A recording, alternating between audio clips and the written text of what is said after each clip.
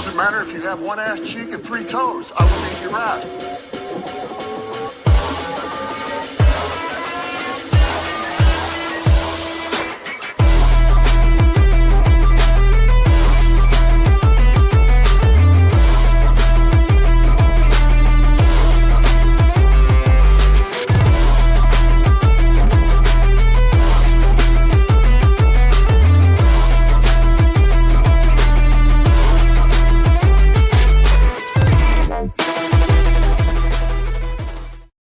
Today's episode is powered by Dre's Daiquiri Shop at Cotton Gin, where Texas flavor meets game day energy.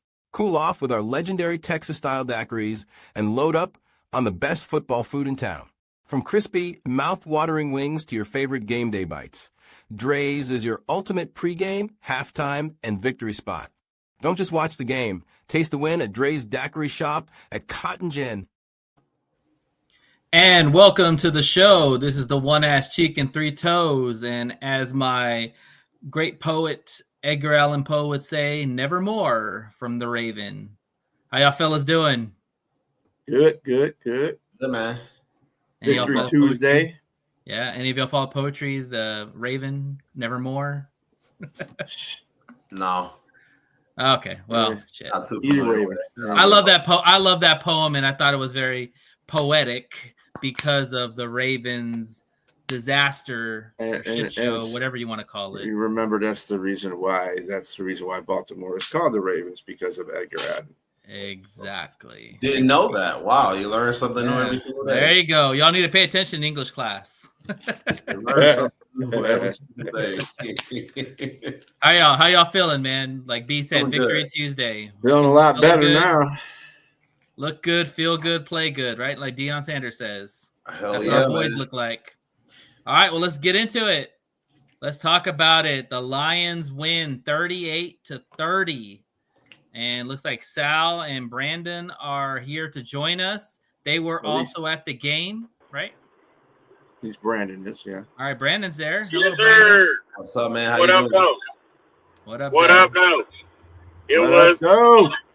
It was amazing. It was quiet as a church mouse in our section in the third quarter. You could hear somebody all the way in the section 100 yell up to me. That's how quiet it was up there. Hey, it was so quiet you could hear somebody rip a fart, right? You literally could. Or You shark. You hear a One of mouse those two. kicking and shit. I mean, hear a mouse, dropping some loads. Yeah, the good luck charm is in the car. The good luck charm is in the car. Where was your seat? And that is his son, Aiden. Where was your seat, Yeah, Brandon? He is the Yeah, good luck he actually charm. found a PB. So we were at the 20-yard line, but we were up in the upper bowl. Okay. Nice. Yep. Yeah. Tell me, Good view. The view wasn't bad at all. Great view. I don't think it's really the way their stadium is designed. It's really not a bad seat. It's really not. They have. I love it. Their stadium is dope. There man. you go. I love it. Look at that. Repping the Lions. Hey. I love it. And his kid. Hey, raise them right. Raise them That's right, what's up. sir. Hey, Yes, sir. We were on, so that's a picture of us from. We were on Sports Center last night. Got an autograph from Ryan Clark. So it was pretty cool. Did you tell Ryan he needs to make a better pick next time? Somebody had already said it to him, so I didn't want to seem like that guy. Oh man. Then his butt was wearing all purple. Yeah, exactly. Could you give away any more of your pick? He stood on it, stood 10 toes down, but he was wrong, and he admitted it.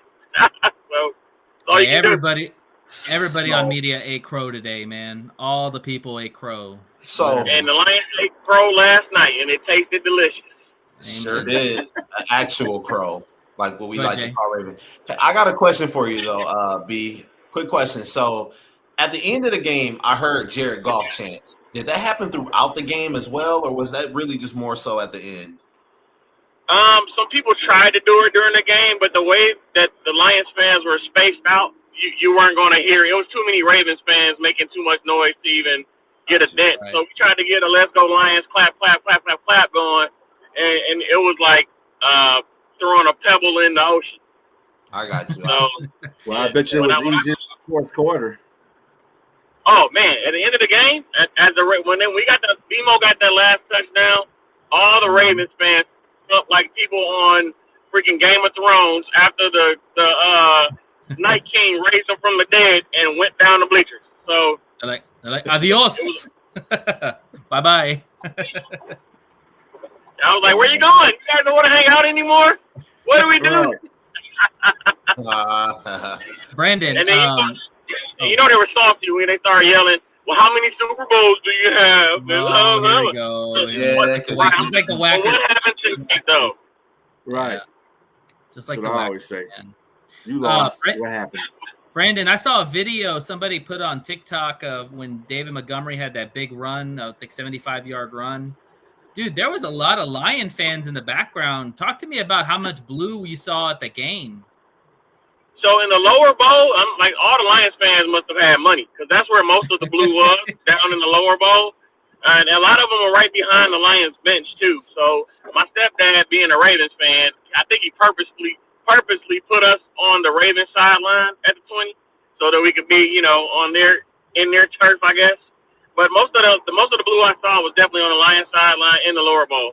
It was a lot. All right. Yeah. I think if I had to put a number on it, it probably was 70-30, Ravens to Lions. Not bad. Well, let's talk about this game because this was one hell of a game. Probably, I think I texted B last night and Jay. This was probably the best defensive performance I've ever seen the Lions play in a really, really long time. Let's start with this. Let's start with who's your stud? Give me a stud from the game. We'll start with you, B. Which one? Oh, sorry. Right. B 2.0. How about that? All right.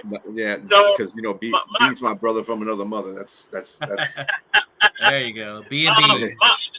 My unsung hero. He's not on the stat sheet like that. But if you look at how Tyleik Williams wrecked their game plan last night, he was a wrecking ball in the middle of the defense for the Detroit Lions. I'm glad you said Tyleik, man. He's been playing really well. Dog, he reminded me so much of year 3 Aleem McNeil, and he's only 3 games into his career, which is crazy. So I'm like, when Aleem comes back, that duo, and then Reader coming in to spell them, it's gonna be ridiculous on the D line. I think we're gonna get even better when he comes back, man. Like not just like people saying, oh yeah, you're gonna get better. He's the All Pro. No. We're going to go to a different level when he gets in there with Tyleik Williams. Tyleik Williams he was my unsung hero last night. Brandon, your comp to Tyleik Williams actually was Aleem McNeil, and Brad even talked about it too. So that's a great point. I think he's getting it faster though. Like remember, it took Aleem a couple years to really start making the dent. Tyleik he's there, man. He got it. Yeah. I have to ask a question because this was important for the game. I think a lot of people kind of look over it, but Jake Bates saved the touchdown on a kickoff return. Was it? Sure did. And I bet that sucked the life out of that place. A lot of people were cheering like, "Oh my God, he's going to go all the way," and then you get tripped up by the kicker. Like that was a solid hit too. That's a team play right there. They cheered big because there was a big play, so they still all stood up for it. I don't think it took any air out of the place. I think the Lions fans actually got a little juice from it, if anything else. Because that was a game-saving touchdown. That was a game-saving touchdown. That was huge. B, give me your stud. Man, let me tell you something. Tell us. This guy, and now people are saying, and now people are on social media saying, well, we really didn't need no defense. We didn't need no edges, huh? Muhammad, 2.5 sacks in that game. That dude was all over the place. I mean, half the defensive line was all over the place, but he had 2.5 sacks. That dude was coming in there. And I know Sal said that that was the most times that Lamar has been sacked, but that is not true.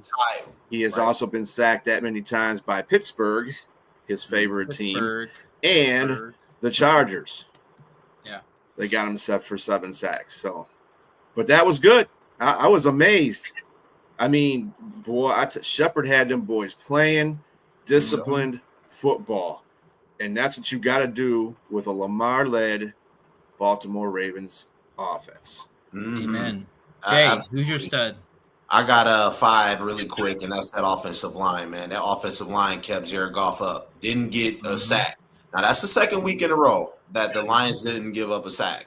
Now, I know it's easier said than done, but when you can do that at home and then on the road and put up over 400 yards of total offense back-to-back weeks, that is impressive, especially with the rookie, right? Tate Ratledge, Mahogany that's working his way in, Graham Glasgow that everybody had questions about at center. You didn't give up 1 sack. Now, granted, I know they didn't have their best edge rushers out there and they were missing someone up the middle, but you still had Roquan Smith out there. You still had Kyle Hamilton coming in off of the blitz. You still had a couple of people coming in blitzing Jared Goff. And that offensive line, they do not get enough credit, man. Hank Fraley, I salute you for getting them boys ready. Studs, man. Yeah, top 10. All our linemen were top 10 in PFF. That's fantastic. Tate had a 90 grade. That's really impressive for a rookie in his 3rd game. And Panay had a perfect almost rating. He had a 99 or 98. Man, you can't ask for anything better than that. Yeah, man. Seriously. Panay was ragdolling dudes. I'm like, he was throwing them around like they were little boys. Tate was throwing people. Tate was like throwing people around. Yeah, I even seen on one play where he damn near drove the dude out of bounds, man. I'm like, dude. And this is a person that just 2 weeks ago, a lot of people were like, I don't know if he's ready. And, we're really kind of down on him. But Tate Ratledge, he's a beast. It's the mullet he has. Yeah, the 69 and the mullet. It's the mullet. It's the mullet. And going back to a couple of weeks ago, I think it was all mental errors on his and Glasgow's part, which that's the easiest thing to fix. It wasn't physical errors. So as long as he's bringing the physicality, the rest of it it's going to come. Yeah, and these boys want to run. They want to run block.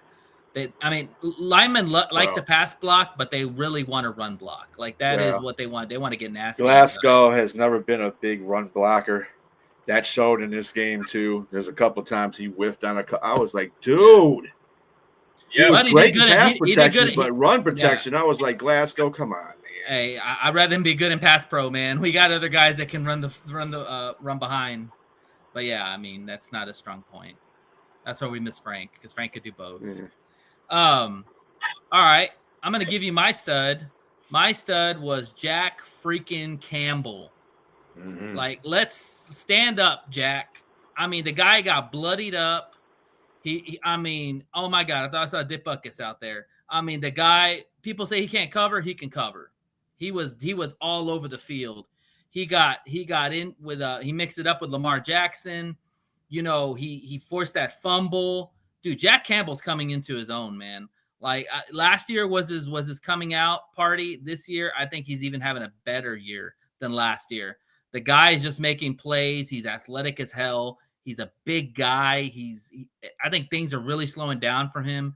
And watch out, man. Jack Campbell is here to stay. Well, Aiden Hutchinson actually forced that fumble, but but Jack, the one Lamar, the one that Lamar on the the one they went back, but on the 4th and goal. Yeah, Jack popped that out. Yeah, it was huge. We need to get that one. Yeah. But it was 4th down anyway, so it didn't make a difference. But exactly. But let's talk about the offense first, because Johnny Morton's been getting a lot of crap. He's not Ben Johnson.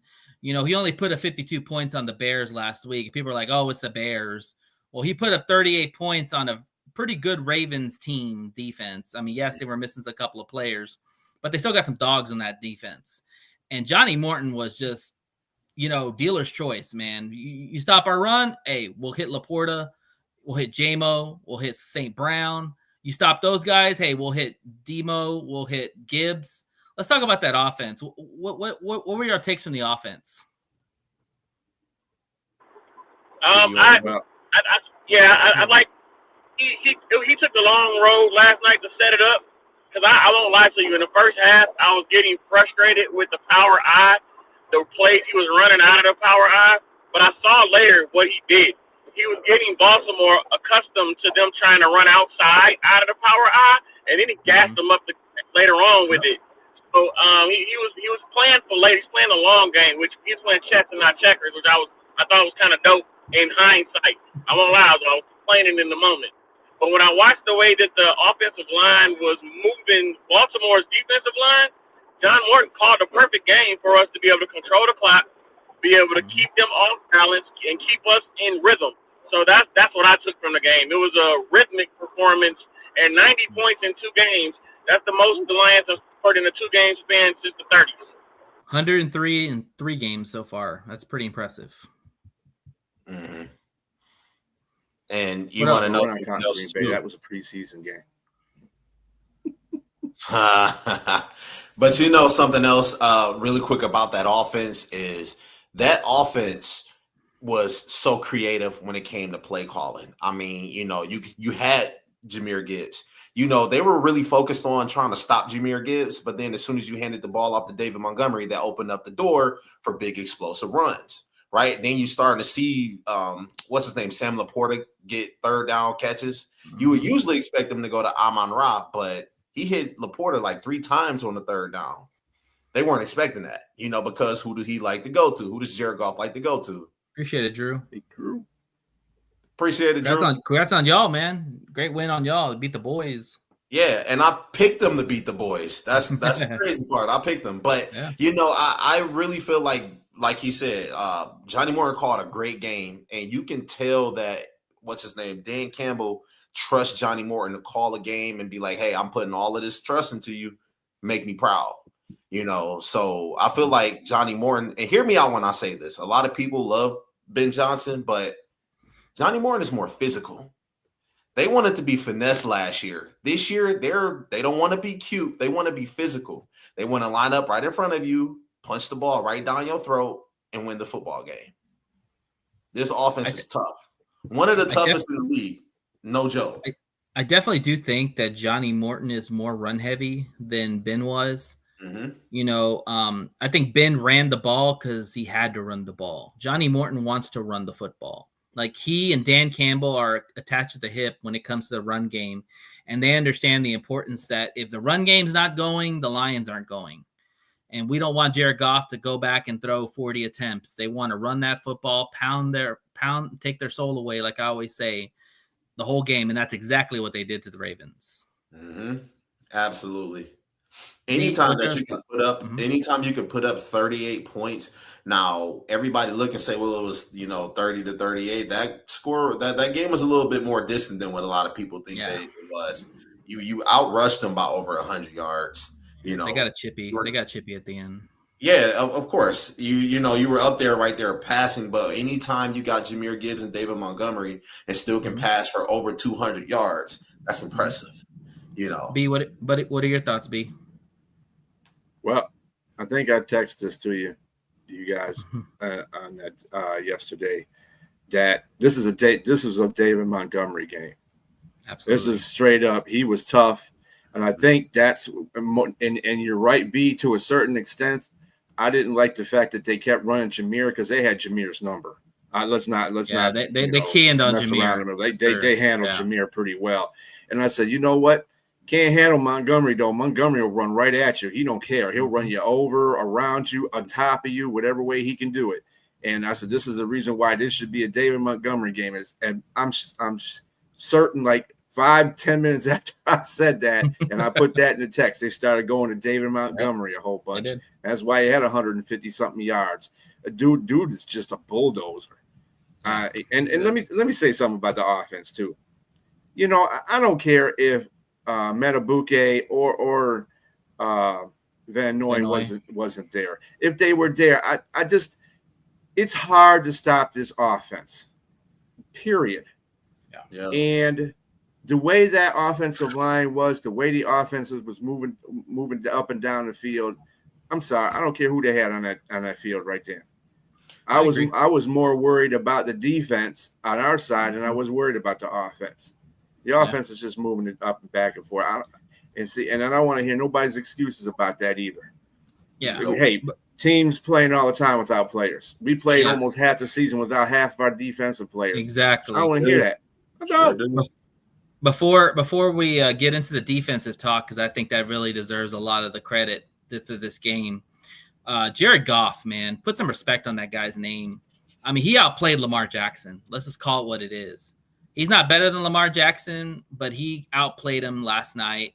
He was precise. The pocket was clean. He made his throws. He was throwing dimes all over. That throw to Amon-Ra St. Brown was a beauty. The touchdown and the fourth down throw that he made.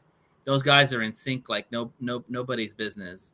But Jared Goff, man, no turnovers, clean game, very accurate. Like, man, this is man. I'm just amazed how Jared Goff is just so good. You know, and people forget how well a lot of people. I'm not. We knew Jared Goff was capable of this. Yeah. You know, and a lot of people want to doubt Jared Goff, but like somebody who, I don't know if it was you or B who just said that it's hard to stop the Lions on third down. Yeah, it was B.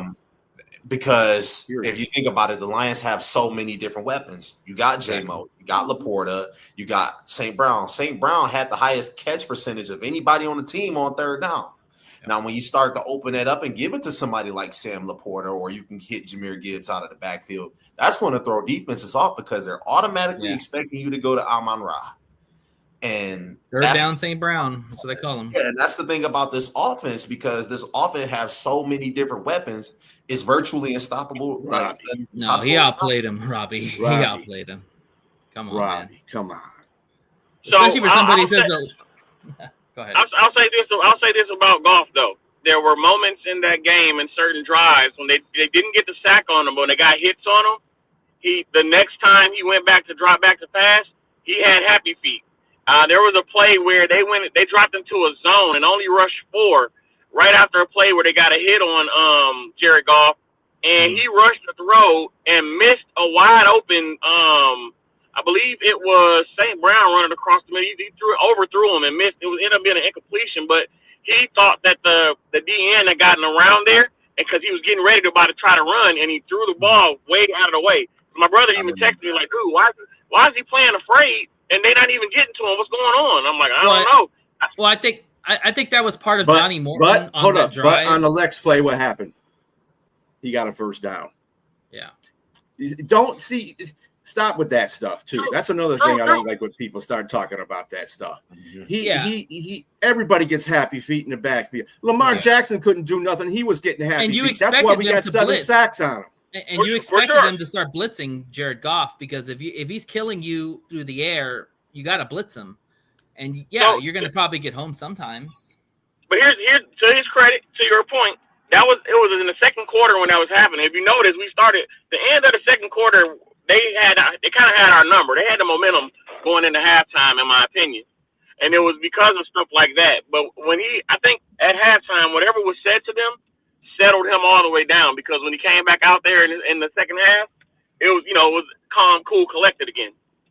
Well, I think that was more so of a testament of him trusting his offensive line, being like, you know what, if y'all keep me upright, I trust y'all. I'm gonna go out there and make plays. And it could have been adrenaline too. Adrenaline has you do all kinds of crazy stuff in the beginning of the game. And also too, we have to understand that the Jared Goff, when he's playing the best, is when the run game is going really well.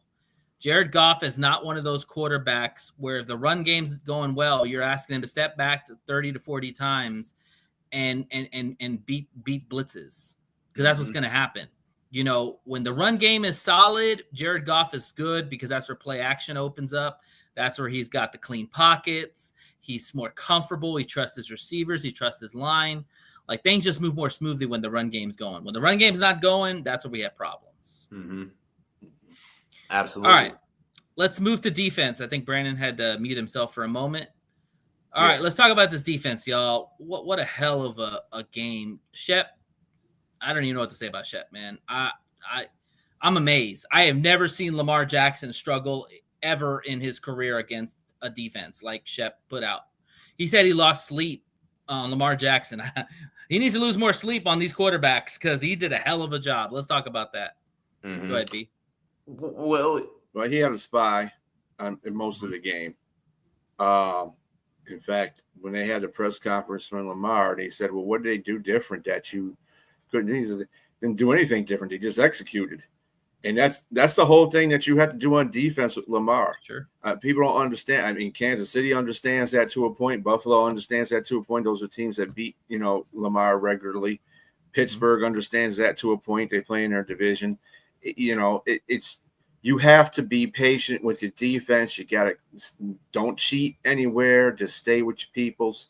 Do what you got to do. The spy is out there for a reason.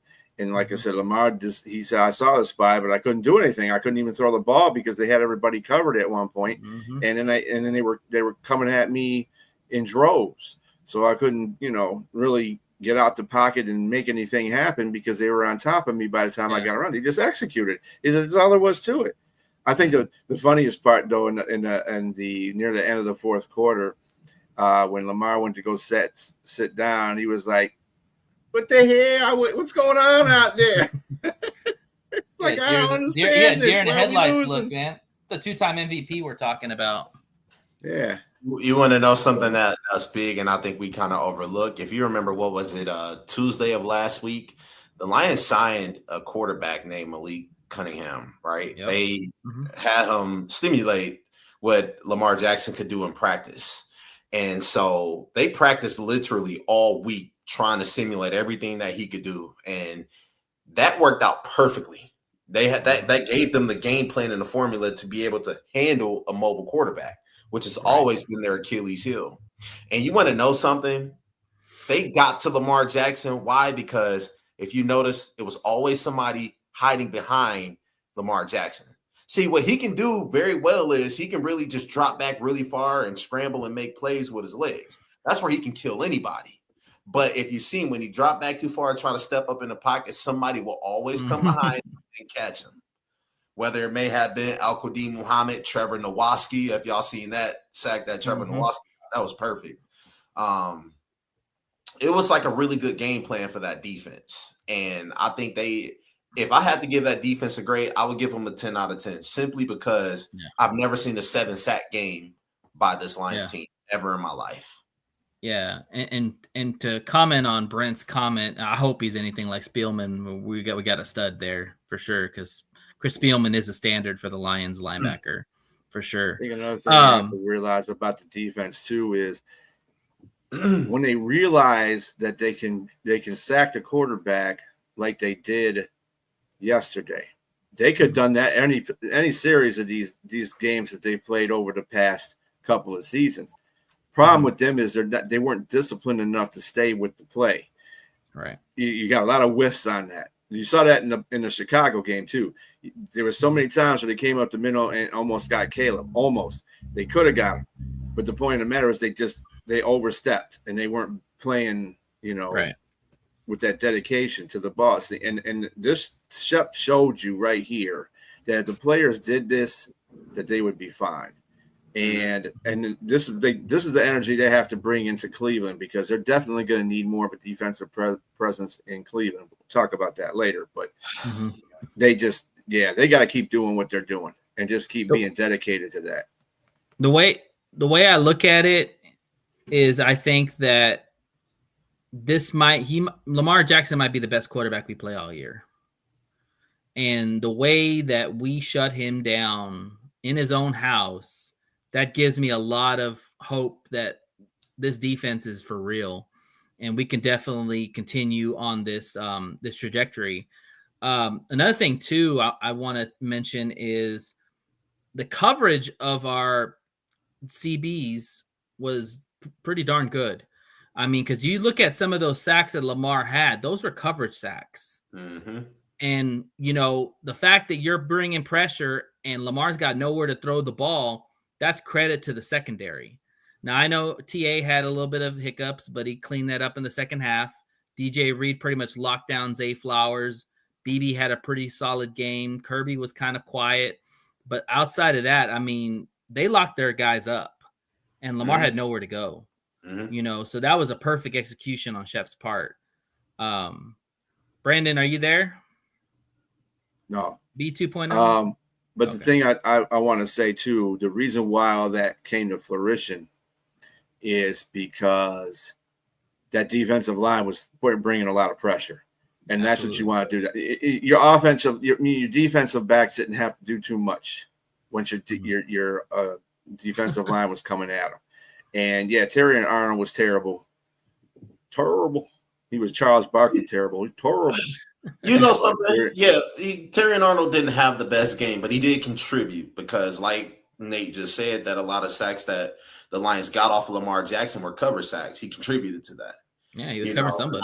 One of the biggest problems that I had was the pass interference call against DeAndre Hopkins when he was going one-on-one with Terry and Arnold. Mm-hmm. Seemed like they both were hand fighting back and forth. I don't see why you would just call that on Terry and Arnold rather than just letting them play it. He's got a reputation. That's why the NFL, that's why the refs are on. But that sucks. I don't think that gives them any excuse to be like, well, just because you have a reputation, I clearly see both of you guys hand fighting back and forth, so I'm just going to call it on a cornerback.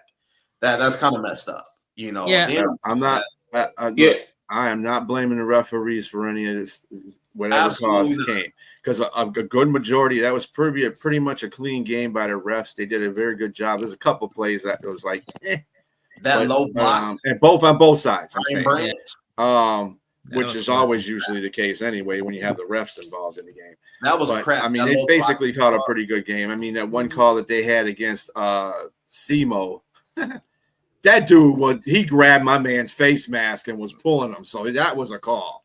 Mm-hmm. And I heard somebody say, "Oh, what did they call that?" Dude, he had his hand in his face mask and he was pulling him. That's a penalty. That call against Brian Branch pissed me off though, clean off. Yeah. Even the announcers were like, "Oh, I don't see the penalty there." It looked like he slid and he kind of. But again, that is he's another guy. Yeah, he's another guy to get reputation. His reputation. Yes. Yep. Yeah, and that's the problem. That's a problem that we have. Is two of the guys in our secondary. You can even throw Kirby in there in some aspect. Three of our guys in the secondary are targets for refs, and they have to play the cleanest game possible. That part. And that's going to have to be a point of emphasis going forward with this Lions team on the secondary. Yeah. Sorry about that, fella. So my thought I'm glad somebody brought up Terrion Arnold because I think Terrion was a little bit too amped up in the first quarter and he calmed down as the game went on. If you go back and watch some of the first few completions that he allowed, if you notice his technique was off. He took some bad angles. He and the whole hand fighting one, that was a whack call. That could have went in either way. Honestly, the most egregious was the push by the receiver to actually get himself open right at the end of it. If you want to be honest about that, I think it should have been a no call on it. Went no way, but it is what it is. I think he calmed down as it went on. I think he has to find a way to get himself in in the zone as they call it earlier in these games and stop having to fight his way back to play well. Yes. Agreed. Yeah, and also too, I agree with B. The game was called pretty clean. I did think they should have called a hold on Alex when Lamar ran on that play when he threw it to D-Hop. That was a clear hold. I was screaming at the TV, "It's a hold!" But Lamar threw a dart to D-Hop. But it's just something the Lions got to play through. I know y'all heard about Aiden Hutchinson about the Lions calling the NFL about how they're going low on Aiden. And I don't know if y'all saw in his presser, but Aiden had a bandage on his knee. Yeah, I saw that. A wrap too. So, I mean, they're going after a guy, so it's disconcerting because that's Bush League. That's crap football, in my opinion. But, Aiden had the last laugh. That's all I'll say. Mm-hmm. Absolutely. He still got a sack and a fumble. So he piggybacked on Lamar Jackson. I love that. Come over here. Tells you how strong Lamar is, though. Oh yeah, Lamar's pretty. Dude had that dude on his back. Jeez. Anyway. And the thing is too with Lamar made some hell of plays. Like that touchdown to Mark Andrews, that was a dime. I mean, Alex was in perfect coverage. He made some good throws. You see the maturation of Lamar Jackson. But the fact is that the Lions pretty much kept him and neutralized most of the game. I can't say enough about what Shep did. That right there is where I think TA is having issues. I think his groin injury is a bigger problem than people are making it out to be, or he was even making out to be. Let me tell you something. Playing corner with a groin injury is not fun. Not at all. Yeah, he's powering. And if he's having that injury and he's just going out there toughing it out, dude, I hate when players do that. If you're doing something, I mean, they got away with it this time because they won. But, I mean, there's going to be times we're going to have close games, and he can't be doing that. He can't be out there holding the team back. He might get something thrown on him, and, you know. Shep said himself. Shep said himself in the presser, if you're playing, if you're injured, but if you're hurt, but you're playing, I'm assuming you're good. So, I mean, it's going to be up to TA to go up to Shep and say, hey, I can't play, or I need to sit down, you know, and then what do you do? I mean, some people thought, here's a thought too. Some people thought about maybe putting Terry in at nickel and putting Meek at the outside. What are y'all's thoughts on that? I wouldn't put Meek on the outside unless it's a emergency situation. Mm-hmm. Meek is not. He's a great nickel defender, and he's a so-so cornerback too. So I don't know. I don't know if I would make him a full-time. I mean, if Arnold is going out, I mean, they still got Yasin. They still got Amante Maddox. So, I mean, they're not hurting. But Meek, I'd keep Meek where he is. I mean, that one anomaly he had against Jetta in the Minnesota game, I think that was just more of him being hype. B, he knows that guy because he played him, you know, in high school and in college. So it's, you know, you think that's kind of things. It's intangibles. You think that's an anomaly, B? Because I think that really the performance he had against Justin Jefferson. Because I really think he can have Jefferson's number because he know him so well, rather it being just something. Yeah, they have history with each other for sure. They got history. Well, and again, I mean, it's an anomaly because that's probably the one guy that he can play. Mm-hmm. Now, the rest of these receivers out here, if you put them on Chase would kill him. Yeah. He's just not that guy. He knows Jetta, but he doesn't know Chase like that. He doesn't know a lot of these receivers like that. Right. I'd still keep him in the nickel and just have somebody go out there. Like I said, I would use him in an emergency situation, you know, if they really need to do that. Let's talk about DJ Reed, man. DJ Reed pretty much silenced Zay Flowers. I was one of the people that said if you let Zay Flowers get loose, you're going to lose the game. Zay Flowers, I think, had maybe one catch the whole game. Like, what a job DJ Reed did, man. If DJ Reed can lock up the best receiver every game, or at least hold him to less than like 20 or 30 yards a game, you're talking about shutting down half the field. That's impressive.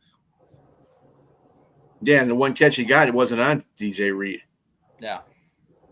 And it was a pick play because he came across the field, and I think the cornerbacks had to go around each other, and that's how he got loose. So, yeah, and that was the only catch he got. I don't think Baltimore did a very good play calling job either, to tell you the truth. A lot of those plays, I was like, what? Yeah, they were trying to get the big play off, and we weren't giving them time to get the big play off, honestly. Yeah. You know what it was? It was because the Lions did such a good job being able to contain Derrick Henry and Lamar Jackson that throughout their whole offense. They were not able to establish their run and get you fearing their run. So it was like they were panicking, you know, trying to just get a big play off some way, somehow to make you respect them. But the Lions didn't allow that all night. Yeah. Derrick Henry had one big play, and that was it.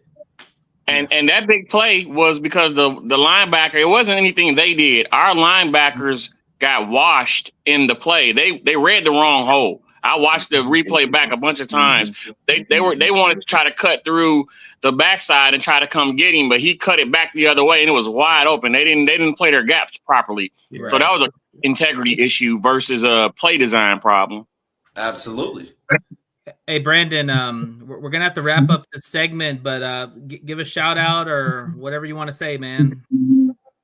Well, this is going to actually be non-football related. As we're walking through Baltimore, man, there was a guy on the street asked to pray for us for whatever reason. He was like, man, there's something about you guys. I just want to pray for you. And he was, he confessed that he was I know you guys not a Christian show and all this stuff, but he confessed he was a follower of Christ. I said, fine, you can go ahead and pray for us and he asked us to repeat after him.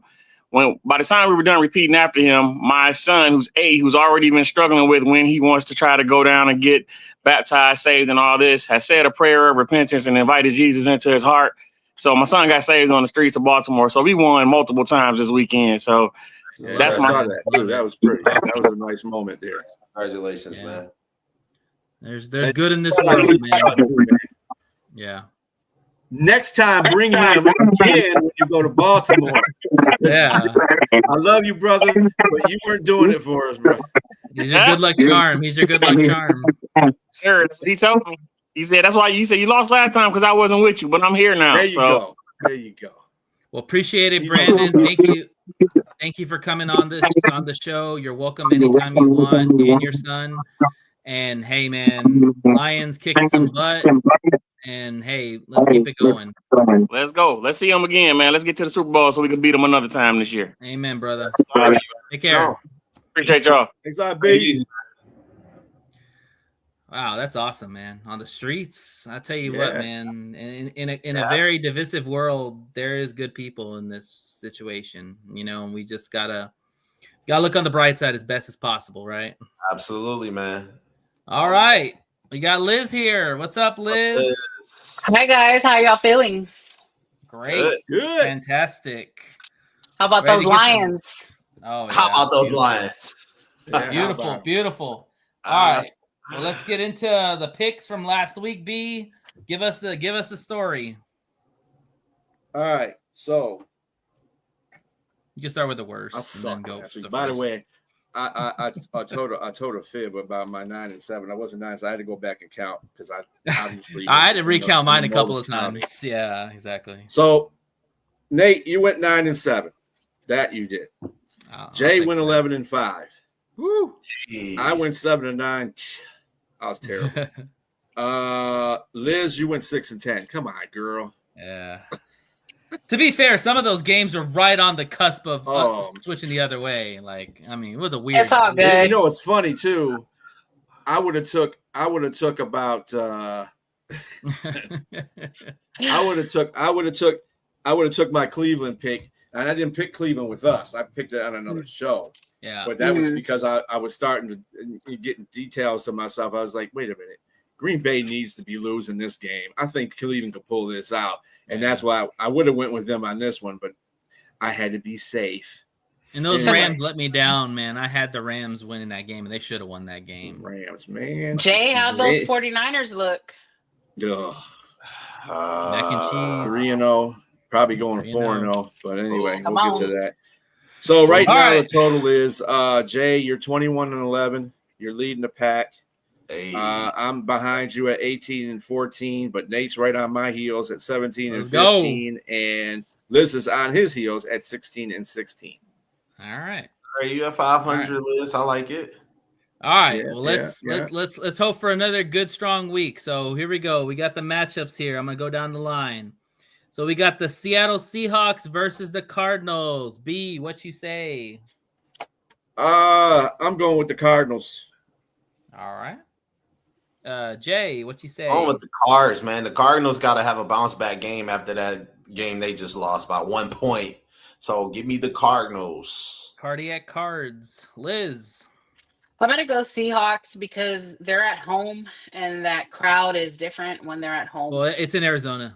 Oh, it's in Arizona? Yeah. I'm still going to go Seahawks. All All right. right. And I'm gonna go Cards. The Redbirds, man. I like Kyler Murray, man, and they play really well in that stadium. So go Cards. All right. Minnesota versus Pittsburgh. B, what you say? Um, Just thinking about it. you know, It's a tough one, man. Minnesota showed fool's gold because, I mean, they played Cincinnati. Cincinnati's terrible right now. They got no offensive line, no defensive line. And Carson Wentz. If the Lions would have played them in this game, the Lions would have put like 100 on them. It's just Minnesota's. It's also in Dublin, just FYI. You know what? I might have to give it to the Vikings. because Pittsburgh didn't show me anything either. They had 5 turnovers and they still couldn't muster up. Here comes Robbie. He's gonna say something. I can just get ready. So I'm gonna go Vikings on this one. All right, Jay, what you say? Man, give me Pittsburgh. I can't see Pittsburgh falling to the Vikings, man. I don't see Mike Tomlin losing this game. Give me Pittsburgh. Yeah, Liz. Pittsburgh. All right. And yeah, I'll take Pittsburgh too. I think that Aaron Rodgers' old ass will throw some touchdowns, and Carson Wentz will look older than Aaron Rodgers probably in this game. But I am worried about that defense for Minnesota because they kicked some ass this last game. So we'll see what happens. But yeah, all right. All right, let's see here. Commanders versus the Falcons. B. I got the Commanders. After what the Falcons did last time. Yeah, and I don't know if Daniel's going to play, but Mariota didn't look too bad either. Jay. Man, give me Atlanta. I don't see Marcus Mariota going on the road to Atlanta, beating Atlanta. It's going to be hard. I'll never pick a backup quarterback. Can never take a backup quarterback on the road. All right. Jaden might be back by that time, though. Yeah, he might be. Liz. I'm going to go Commanders. You know what? Give me the Dirty Birds, man. Give me Michael Penis. All right. Nolans versus the Bills. B. Yeah, I said I was never picking the Saints again, so there you go. That's your answer. Jay. Give me the Bills. Future MVP Josh Allen drops a bomb on New Orleans at home. Oof. Liz. The Bills. They're good. Yeah, this could get ugly. This could be a first 70 burger game. I'm gonna take the Bills. All right, let's see. Tennessee versus the Texans. Start with you, Liz. How you feeling? Y'all better it's always win going to this be game. Texans. It's always going to be Texans. Every time you ask if it's going to be Texans or this, it's always going to be Texans. All right. Well, we'll pencil you down for that. B. Thank you. Yeah, I'll go with the Texans as well. Jay. Give me the Texans. Liz, do not let me down. You cannot lose to a rookie quarterback at home. Yeah. I mean, I'll try. I'll call Ryans if I need to. Give me the Texans. Yeah. Yeah, Texans better win this game or all hell's going to break loose in Houston if it already hasn't. It already has. Yeah. All right. Let's see here. Philly versus Tampa, game of the week. B, what you got? I got the Eagles because Tampa is without, by the way, he's going to be out 4 to 6 weeks. This is going to be Evans. And Evans is one of their the guy who just stick and pace to say he's going to be having a good day. No matter Johnny on the spot. Yep. And he's not going to be playing. So, I mean, Godwin is coming back, they say, and Tristan Wirth is coming back, but I can't. All right. All right, Jay. Give me the Bucks at home. Mayfield is playing out his mind. You still got Emeka Ibuka. You still got a nice run game. Yep. Don't underestimate him at home. Give me Liz. Buccaneers. I'm going to go Eagles because Philly is, they're just highly favored right now. I'm going to go Bucks, man. I'm with Jay. I think the Bucks, Baker Mayfield is playing like an MVP this year. Ibuka looks like a stud. Godwin's back. And that defense, man, they have the Eagles number. And so I'm definitely going Bucks. So go Bucks. All right. Carolina versus New England. B.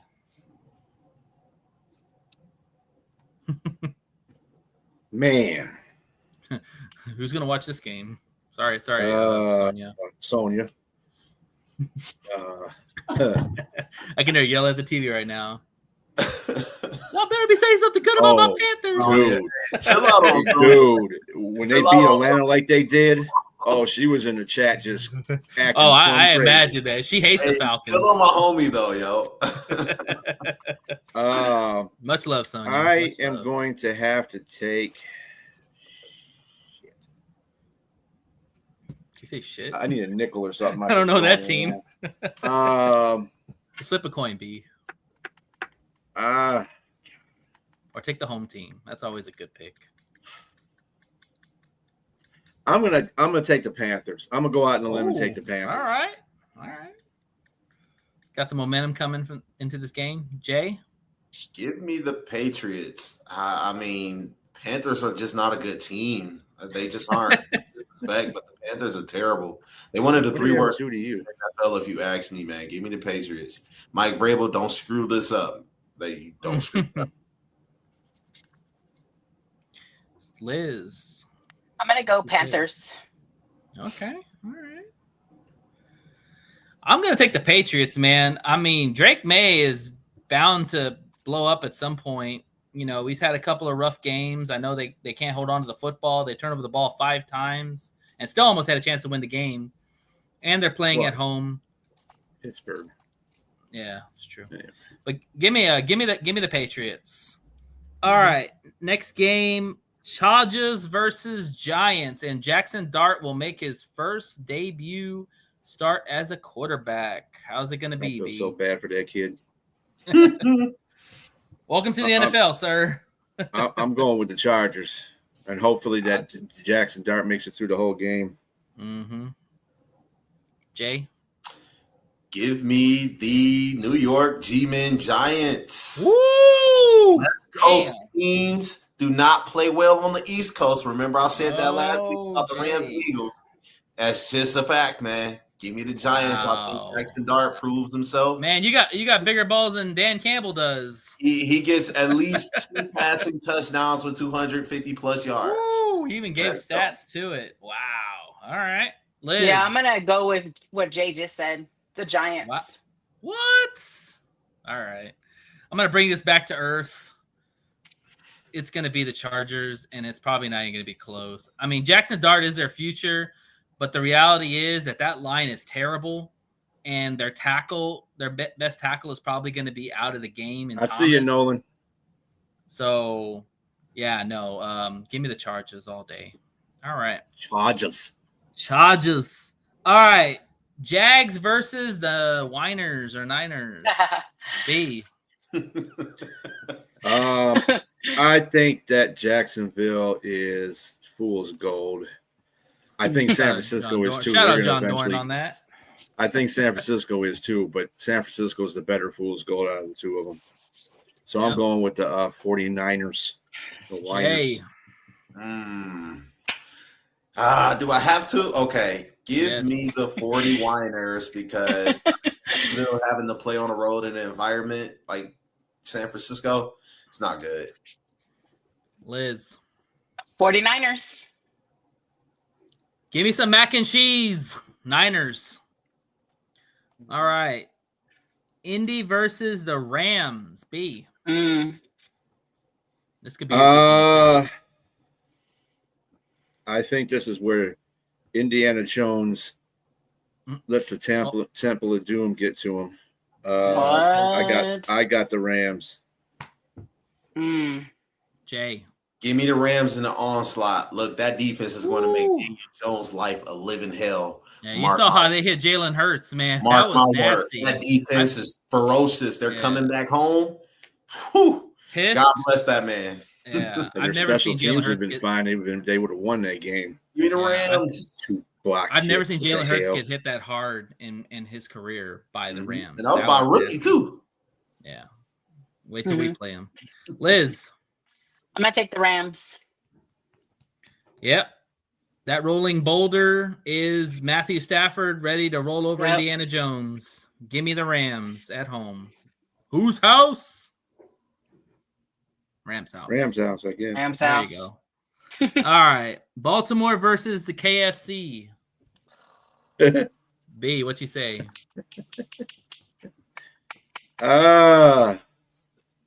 This could be another game hard to figure out because both of them kind of suck. Game.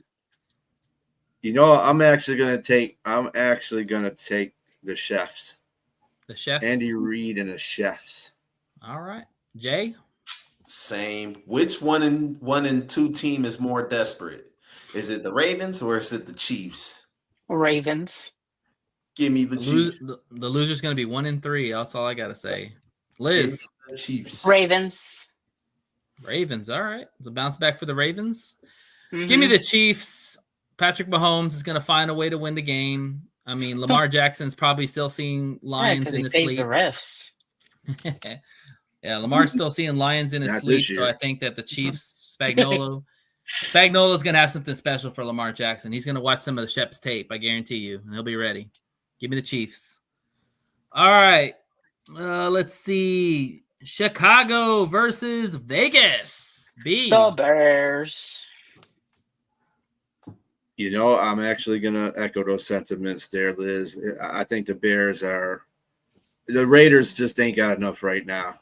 So I would take the Raiders. In the beginning of the season, I would have took the Raiders. I'm not taking the Raiders right now. I think Ben Johnson's got these guys a little bit hyped, so I'm going to take the Bears. Ooh. Jay. Caleb Williams on the road facing a very terrible They're down, baby. Raiders. Give me the Bears, man. I think they get it done on the road. Give me the Bears. And Liz, you said the Bears too? Yeah, the Bears for me. All right, y'all. Bears. Caleb's gonna make an appearance on Showgirls in Vegas, but give me Vegas, man. Come on. This isn't even funny because the reality is the Bears have more losses on defense than what the Raiders have right now. Give me the Raiders at home. Go Vegas. All right, the Whackers versus the Cowboys. B. God, I can't believe I picked every one of our division teams too.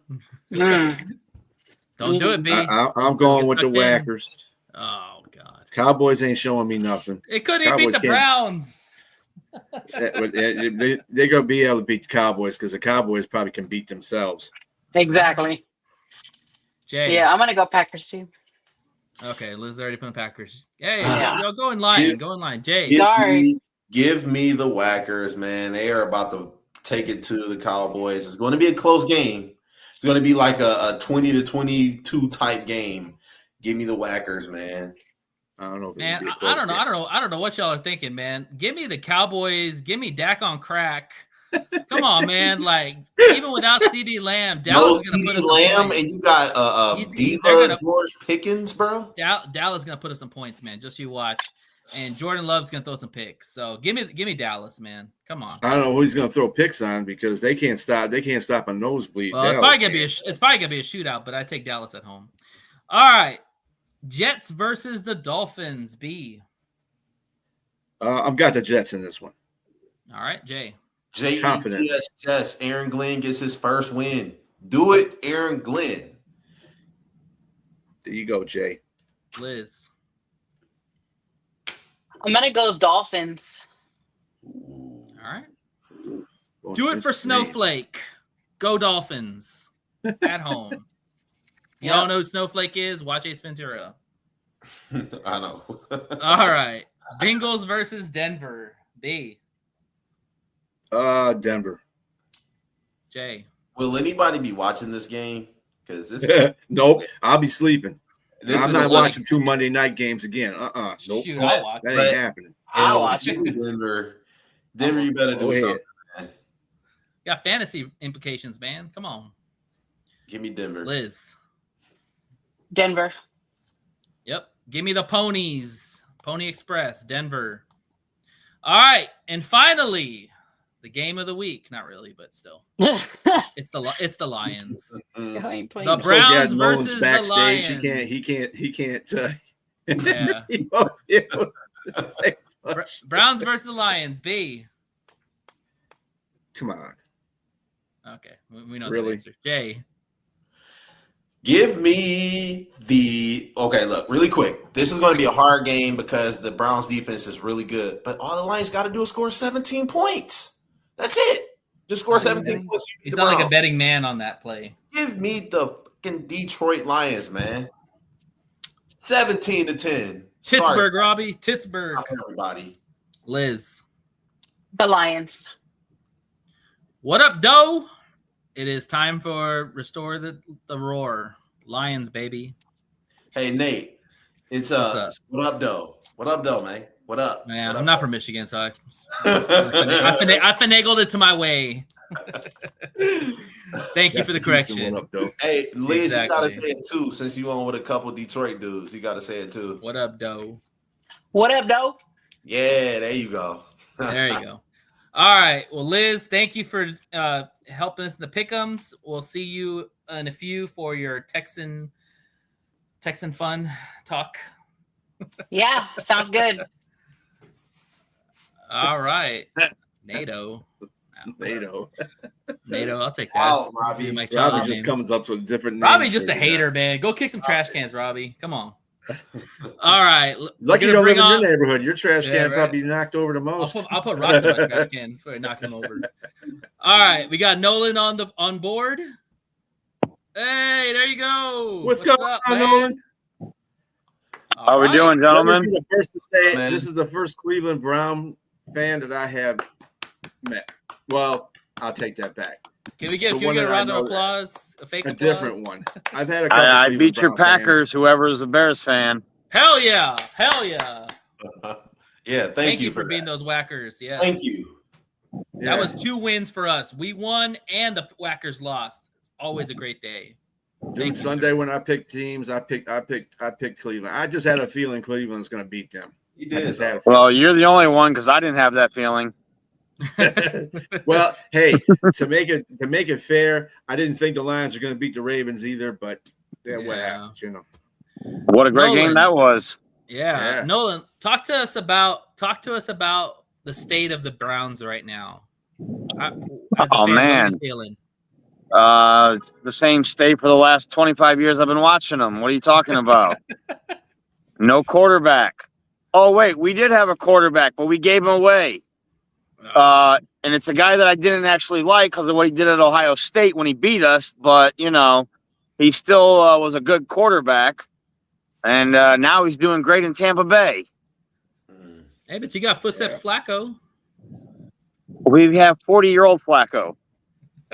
He can All still right, swing it, you man. know, He's made some hey, look. throws. He's like a Trent Dilfer for the Ravens for us now. That's all he is. It's a good comp. You had him twice. You had him, Exactly. And he took us to the playoffs one year and we got rid of him. Yep. That just shows you the state of Cleveland. Yeah. A guy takes you to the playoffs and you get rid of him.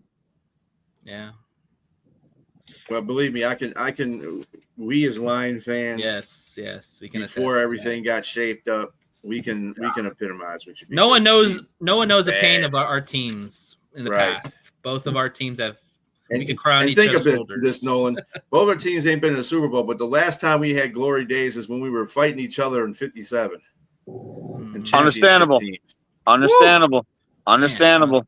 That was a minute ago. So, yeah, I got a I'm question in for it. you, Nolan.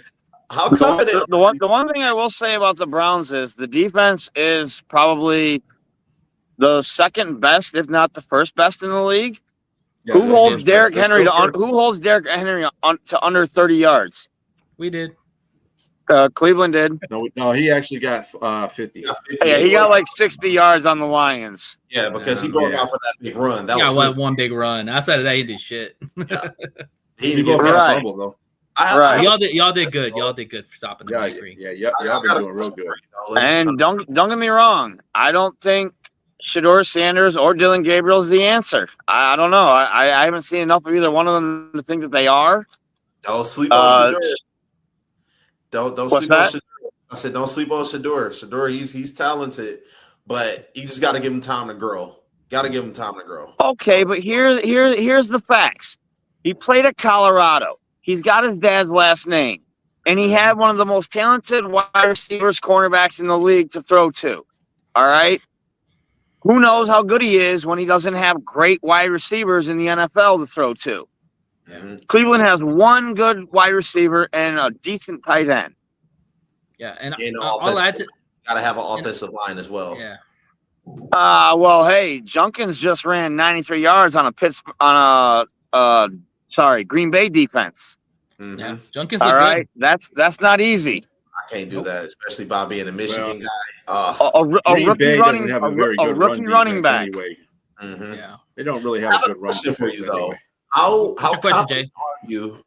How confident are you that this Cleveland Browns defense will be able to hold the Lions to under 20 points like they did the Green Bay Packers? I mean, I don't think you can do that week in and week out, 17 games a year. Eventually, teams are going to find cracks. Eventually, teams are going to score. Eventually, my team's going to slip up because we are the Browns. Players get injured. It all depends on who stays healthy. It really does. Mm-hmm. I got you. And I heard you also say you were an Ohio State fan. Die hard. Realistically, here we go. how do you Here feel we about go. Mason Graham? How do I feel about who? Mason Graham.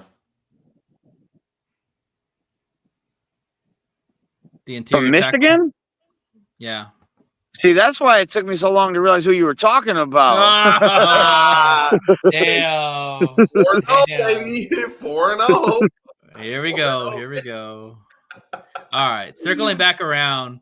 Nolan, we got a little thing called Who's Got It Better. And what we're going to do is I'm going to ask you to pick one position out of both sides of the offense or defense. And you tell me why your position is better than our position. All right. Pick one. Well, let's start at the top. Defensive end. Okay, so you're going to go D-line? Yeah. Cleveland. Okay. Yeah, Myles Garrett's a beast, bro. Exactly. Aiden Hutchinson still a few years away. But outside of Garrett, and you got Graham, but who else? Who should we fear on that D-line? Man, I don't know. I got to be honest. I don't know. I really don't. You just wish you had 4 Garretts on the line, right? Man, they had 4 Garrett's. Yeah. That would be not fair. No, it wouldn't be. Yeah. We did bring in a big defensive tackle, though, I believe, didn't we? Didn't we bring in a good defensive tackle this year? The Browns? Well, besides Mason Graham. Yeah, I didn't know Mason Graham. Oh, yeah, I think you guys did bring in a defensive tackle. Yep. From Minnesota or something, or somewhere else, obviously. Yeah, he was a free agent. Something like that. Okay. All right. Yeah, Jay, you got defensive line. pick the position that you feel is better than the Browns team. Safety. Oh, over Grant Delpert? Oh, absolutely. You got Kirby Joseph and Brian Branch. All right, you got me there. We have Grant Delpert, man. He's a beast. He's a beast. He picked off Love. Thank you very much for that. You're welcome. You're welcome. Yeah. Well, I mean, his welcome. Yeah. Collins, that's it right there. All right. Let's get we also got Denzel Ward back there. If we're we're counting cornerbacks. If we're counting cornerbacks. And he's a beast. But Denzel Ward is one of the best shutdown corners in the league. Agree. He's been dog for a whole bunch of years. Is Newsome hurt, or is he going to be able to play? Because I saw he was. He recovered that onside kick or that blocked kick, so he's on the field. Nice. Okay. He sure did. But there's another guy that took over when Newsome got injured last year. I think his number was 22. I forget his name. I don't know the names like I used to, like I did growing up. Some young guy. What's it? Newcastle, maybe. I don't know if it's that. 22, you said? I thought his number was 22. But he was like he was one of the better shutdowns. He didn't really have much picks, but he had a lot of blocks and a lot of shutdowns the last 2 years. Huh. I'm not really familiar. I'll have to go back. Me neither. Yeah. Me neither. He was our third he was our slot DB that came in when Newsome got injured. Was he from LSU? I don't know if it was LSU or it was like Missouri or something. We got somebody looking it up. Jay, Give me the. Oh, you said safety. Okay. Yes, sir. All right. Let's talk X's and O's. Nolan, what do the Browns have to do to beat the Lions? Is this name Dylan Sampson? I'm sorry to cut you off. No, you're good. What is it? Dylan Sampson. Yes. Dylan Sampson. Wait. Yeah, but I believe that's it. Yeah. Mm-hmm. I got you. I know who you're talking about. I'm looking it up right now. He was a real shutdown cornerback for the Browns. He didn't get a lot of picks. I think he had 1 or 2 in 2 years, something like that. But he was his whatever the ratings are for your position and whatnot. He was high up there. Mm-hmm. Okay. Absolutely. All right. I feel like on you guys' defense, you have at least an all-pro on every single level, whether it be linebacker, D-line, safety, and corner. You have an all-pro at every single level. You know, I think we have one at each at all those levels as well. Yeah. Mm-hmm. elite. All right. So let's talk about what do your Browns have to do to beat our Lions? Not turn the ball over. It's the only thing I can think. Because I honestly believe our defense can contain your offense. I don't think they can stop it completely. Mm-hmm. You have 2 great running backs. You have 2 great wide receivers, and even though you only use 1, in my opinion, you guys don't use Jameson Williams the way you should. We got in my a lot of opinion, feet on the team. The Browns only have Jerry Jeudy. We only got David Njoku. Cedric Tillman is nowhere near anything to be great about, or even who knows if he'll be on the team next year. And what about it's Bond? You guys signed Bond. who? Isaiah Bond.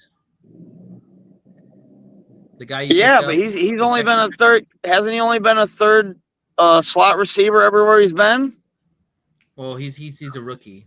He didn't get drafted because he had some issues that were cleared, and y'all signed him in the offseason. I think he was talking about when he played at like Bama, then he went over to Texas. Oh, was it college? Yeah, he moved around a little bit. Yeah, mm-hmm. Yeah. So unless you're an elite wide receiver, I know you guys are getting Samson from. There's no Samson on your roster. That's number 22 for Samsonite. There's no Samson on your roster. Dumb and Dumber. Exactly, Samsonite. But guess who their number 2 or 3? Well, besides Cedric Tillman and Judy, guess who their other starting receiver is? You'll never guess. You'll never guess. No, I won't. Jamari Trash. I don't even know that name. TraseThrasheh. Not trash, but thrash. Thrash. Jamari Thrash. I want to talk about a guy who I'm really high on for y'all, Nolan. Fanning from Bowling Green, the tight end. This guy was a stud in college, and he looks like he's kind of carving his way into y'all's offense along with Njoku. Those are probably the 2 most athletic tight ends we'll face all year, with Fanning and Njoku. And that's one thing Baltimore did hurt us with was with their tight ends. Talk about your tight ends. Yeah, Schlesinger, yeah. Njoku, I just don't believe gets the ball enough. I think he's probably one of the most athletic tight ends in the league that looks more like a wide receiver than he does a tight end. He does. I just don't think he gets the ball enough. And this Fanning guy, I got to be honest, I didn't know we drafted a guy out of Bowling Green. Yeah. And Bowling Green's about 30 minutes south of where I grew up.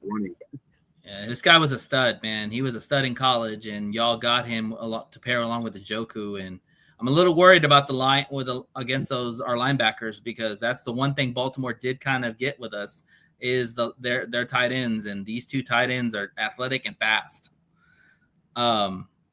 Jay, talk to us about what the Lions have to do to the Browns. They have to keep the ball on the ground. You have to be able to pound that rock, because I don't want to see Jared Goff drop back and have Myles Garrett run through any of our offensive linemen. Hell no. So run the ball. It's going to be an offensive game because I feel like our defense is going to be able to contain the Browns' offense. There's no disrespect. I just don't think their offense is that good. So you're going to have to run the ball, kick field goals. You don't have to get touchdowns every single drive. Kick field goals and just get the ball. Keep the ball away from Myles Garrett. Seriously. I don't want to hear his name. I just want to see him doing whatever. Do the conga line like the Whackers did and put like 3 guys on Myles Garrett. Seriously. And another guy to watch out for is that rookie Swishinger. I mean, I've seen he got to like Jordan Love like 3 different times in one series. I was like, dude, who the hell is this kid? Because he was terrorizing Jordan Love. Yeah.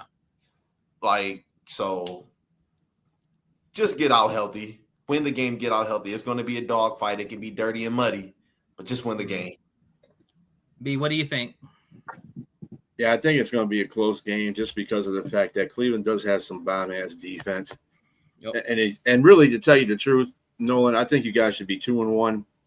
But the same kicker that won you the game against Green Bay is the same kicker that lost you the game against Cincinnati. Because 4 points, man. You lost by a point. Left 4 points out there because you missed a field goal and an extra point. That's a good point, B. They should be 2-1. You're absolutely right. Right. By the way, to bring up, the cornerback that I was talking about was Martin Emerson Jr. Yeah, That's Emerson. who I was talking about. Okay. Yeah, and they do have a Samson, but he's a backup running back. And he's a running back, not a cornerback. Yeah, not a corner. That's what I was looking for. No. Oh, my bad. Go, Jay. No, go, Jay. Go ahead. Nolan, talk to me about why Myles Garrett is so dominant. I mean, that's a question you have to ask him. His work ethic, what he does. Well, I'll ask him at him when I ever see him. I don't know that guy personally. I just watch him on TV, bro. Well, tell me what you see on TV. I see a guy who puts his heart and soul into every play of being the best at his position. And there's guys like that, like Ray Lewis, Warren Sapp, that when they do things like that, they're destined to be great. Is he a Hall of Famer? Without a doubt. Yeah, he's a Hall of Famer. Without a doubt. He's one of the fastest to get 100 sacks in a career, I believe. Yeah. Okay. He's one of the top paid defensive ends besides TJ Watt and Hendrickson. Well, I won't count Hendrickson really, but those are the top 3 defensive tackles defensive ends in the league. Yeah. So I don't even know if he has 100 sacks, to be honest with you, but I know It feels like he probably does. He's got to be close because he had 21 here, didn't he? I think that TJ Watt leads him in sacks, but he's close. I think he's right. I think TJ leads him like 11 sacks. 11 sacks. What's that? How many does he have? He has 106.5 sacks, career sacks. Yeah. TJ Watt? 100. No, Myles Garrett. How much? Yeah, Myles. Yeah, he's one of the fastest to get to 100, I believe. Yeah. Dude, I'll tell you, 6'4", 272 pounds. He's a man amongst boys. In the lab. He's strong. He's physical. He has good footwork. He has good technique with his hands. He can just rush the passer. That is a guy that that can single-handedly change any defense he's on. Myles Garrett is for sure first ballot Hall of Famer. That's no question. As a Texas A&M Aggie fan, when we saw him in College Station, I knew this guy was going to be a stud because the size, the speed, the motor, like you talked about, Nolan. Like, if you built a perfect defensive end, that's him. Yes. Period. Yeah. Size, speed, power, everything. He's still got maybe 8 years left in his career, easily. Yeah. He's been very healthy too. And knock on wood, but he's never been injured. Never suffered. That too. That lets you know how physical and how much of a specimen he is. But TJ Watt has 110 sacks. I gotta. Yeah, I told you they're close together. They're close. Yeah, I really do gotta ask this question because I know Robbie is watching. But Robbie and Nolan, who would you rather have as a defensive end on your team, Watt or Myles Garrett? Well, being a Browns fan, I'd have to go with Watt. 110, Or no, I'm sorry, Garrett. Miles Garrett. I'm about to Because say, I was like, beat him. Watt's a Pittsburgh Steeler. I can't do that. I can't do Yeah, that. exactly. You can't root that. Come on, man. No, if you're not on my team, I don't care for you. That's why I don't do fantasy. I can't Jay pick all tried to bait him. Browns. He tried to bait him with a different answer. Robbie, I'm looking at it right now. Robbie, he has 110 sacks. I'm looking at it right now. They're both studs. They're both studs. You know, so he got 4. I mean, if you took out, I mean, I don't think that meant to be the question of what Pittsburgh and Cleveland. But if you were creating a team, that's probably what's getting more at. Which one would you rather have? Creating a team, I would still go with Miles Garrett based on size and weight. Absolutely, he's a beast. Nolan, no question is dumb. No, so really, Robbie, think about it. And Robbie, I know you're going to be like, oh, TJ Watt, but think about what I'm saying. Miles Garrett can stop the run, and he is a elite pass rusher. You have to triple team that guy. Literally. I've never seen any defensive player. I was a little bit too young to see Lawrence Taylor, but get triple teamed and almost get back-to-back sacks. That is just unreal. He's probably up there with Lawrence Taylor. And TJ Watt isn't big enough to get, isn't big enough for two guys to stop him. And Garrett's been more durable than TJ Watt has. Mm-hmm. TJ Watt has gotten hurt, but that says a lot about TJ Watt that he's been hurt and got more sacks. Right. Exactly. Yeah. I mean, if you look at about Aaron Donald was another guy that not a defensive end, but defensive tackle. He could just in 3 plays, he can wreck your game. He's an enforcer. And it's the same thing with Miles Garrett, and it's the same thing with TJ Watt. You give them 3 plays, any 3 plays in the game, they can wreck your game. Has there ever been a defensive tackle to get 17 sacks in a season other than Aaron Donald? I can't think of one. Mean Joe Green, maybe? Or Reggie White? That's that. Maybe. The only guys that can take a D tackle that were that dominant was Reggie White or Mean Joe Green. I mean, Aaron Donald, he got, multiple back-to-back 17 sack seasons, or even if he got 17 and 15 multiple. Yeah. He blew shit up. He literally did. When does a defensive tackle get stats for sacks? Aaron Donald. Yeah. When does a defensive tackle get 10 sacks a season? That's insanely high. Dexter Lawrence got over 10 sacks, I think a year ago or something like that. But yeah, it's not very common to see. Reggie White, those are guys that I don't think Warren Sapp ever got 10 sacks a season. No, I think Warren Sapp was more of a plugger, kind of a run stuffer, but he could rush. Casey Hampton, who was also a plugger, he never got any. He never got that much. Haloti Ngata never got anywhere near that. Right, another plugger. Yeah. John Randall, who might he was number one. Yeah. I mean, yeah. Donald was 101, man. Donald had the size, or he didn't have the size, but he had the speed and the get off. Yeah, and that's what made him special. Totally. Okay, Nolan, I got a question for you. You're talking about your quarterback. So right now you have Joe Flacco. Right now as your quarterback. If let's say y'all lose to us, and let's say you lose the next couple of games, I don't know who you got after this. Do you make the move to Dylan Gabriel, or do you stick with Flacco and just ride him through the season, and then if you guys suck, then you guys get a high draft pick and get your quarterback? Well, I don't know if I want Arch Manning anymore after Ohio State beat his ass. I don't blame you. I really don't blame you. And I don't know any. I don't watch college as religious as I used to know what's the next great quarterback coming out this year. Well, Drew Aller from Penn State. 400 quarterbacks on your team, man. That Drew Aller from Penn State's really good. I know him. I know of him. He's from Ohio. I know of him. He's got some mad size. I got one for you. Nobody's talking about. Mateer from Oklahoma. Is that how you say his last name? Yeah, but he's out right now. Yeah, he's out. He just had surgery on his thumb, right? Yeah, he's broken. No, he got a broken bone in his hand. Okay, yeah, that's a good quarterback. He will be out for a while. But Nolan, Oklahoma does produce quarterbacks as of lately. Yeah, Kyler Murray. Yeah, definitely. And Bradford, you could throw in there. Hold on, before we go into that whole situation, you got a first round pick. I think you want to get more offensive weapons. damn it, you got like 200 damn quarterbacks on your roster. Pick a damn quarterback and roll with it. Are you happy with any quarterbacks we have? Keep going and going to draft and getting quarterbacks is not the way to do it. Okay. I think Shador Sanders should sit for a while. You know, look at these quarterbacks in the league that have sat for a year or longer, and look how good they are. Mm-hmm.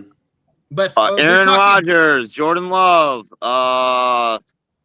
The Packers can't just be the only team that has this success. There has to be other guys. No, I understand what you're saying, but what about the now?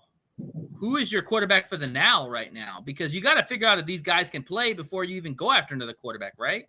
But you throw a guy into the now, that's throwing him into the wolves, and he could get eaten alive. Hey, you gotta learn by baptism sometimes. I mean, they're throwing Jackson Dart out. The fact that the Browns rushed the fact that a Browns rookie running back rushed for 93 yards on the Green Bay Packers, I believe the Browns have a very good offensive line. So maybe give them a quarterback that's more durable than a 40-year-old quarterback. I'll agree with that. And honestly, I would want my money in Shador. I really would. All right. So you're not even I would say throw Dylan out there first. Oh, okay. I got you. See what Dylan can do, and then we'll fall back on Shador. Are you surprised that Gabriel quarterback should be nothing that you should be doing in this draft? You should be drafting offensive weapons because you got defense. Right. Yeah. Absolutely. Are you surprised that Gabriel's ahead of Shador in the depth chart right now? No, I don't think it really matters who's the number 2 or number 3. I don't think that matters. Mm-hmm. I mean, it is as far as when Flacco goes, it's up to the next rookie because they're both rookies. Right. So it's whoever the coach decides is capable enough to handle that. Yeah. It could all come down to who's standing close to the coach at that moment. Right. Right. Yeah. Put me in, coach. Put me in. You know, with us Browns, it doesn't matter. All right. Because you got pressure coming from the coach for his guy, which is Gabriel, and then you got pressure from your upstairs guy for Shador, who said, "Oh, I didn't do that." You lying ass. You know you picked Shador. You want him on there because nobody else picked him. Yeah, I don't buy all that BS that the upper management be talking about. They know they wanted Shador, and the coach didn't like that idea, but he got Gabriel. So we wouldn't have drafted him for no other reason than we wanted to see what he could do for us. Like, you don't draft a player just to take him away from all the other teams. Right. You don't waste a draft don't even pick. play for the Browns anymore. But my thing is, if you liked him, why didn't you just draft him ahead of Gabriel? You know what I'm saying? Because they knew he would fall, and that's like a It kind of seems like the buzz around the league from what I heard ESPN say. I guess I know I don't have any insiders. Is that he was very arrogant about his draft, like the way he would perform for teams and whatnot, and only perform for certain teams, and just arrogant about other procedures of how to go about the draft. Well, I mean I believe that turns off a lot of teams. Definitely. Hey, Nolan, and the only team dumb enough to take him was Cleveland. Hey, Nolan, we're wrapping up the segment here, so let's get your predictions and give me a bold take for your team. Man, honestly, I think we go 6-11. No. I'm sorry, the game. Oh, for the Lions and the yeah, Lions and Browns. I think the Lions are on a roll. The Browns come off a very good win. Very good win, yes.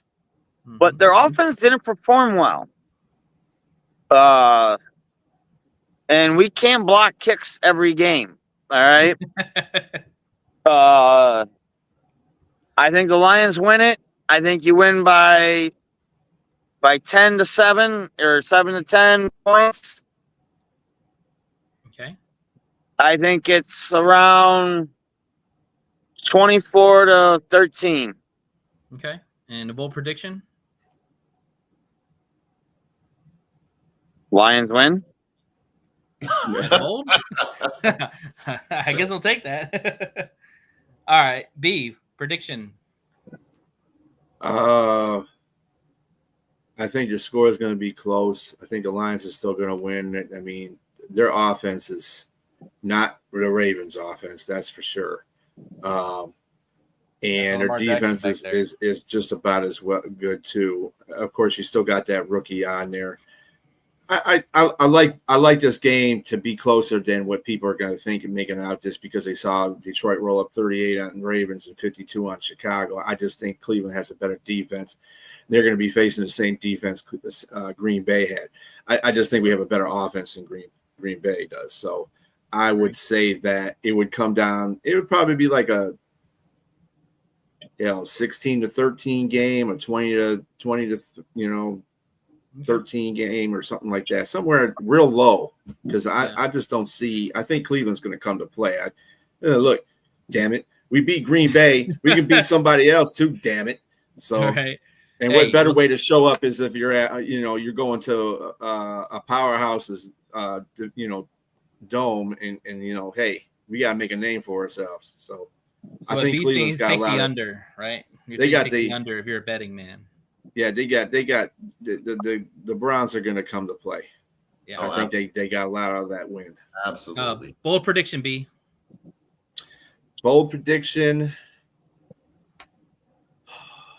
I think Aiden Hutchins going to have a breakout game. I don't think they got anybody block Hutchins. I think he's going to go nuts. I think between him and Garrett, they're going to have a competition who's seeking to the quarterback first.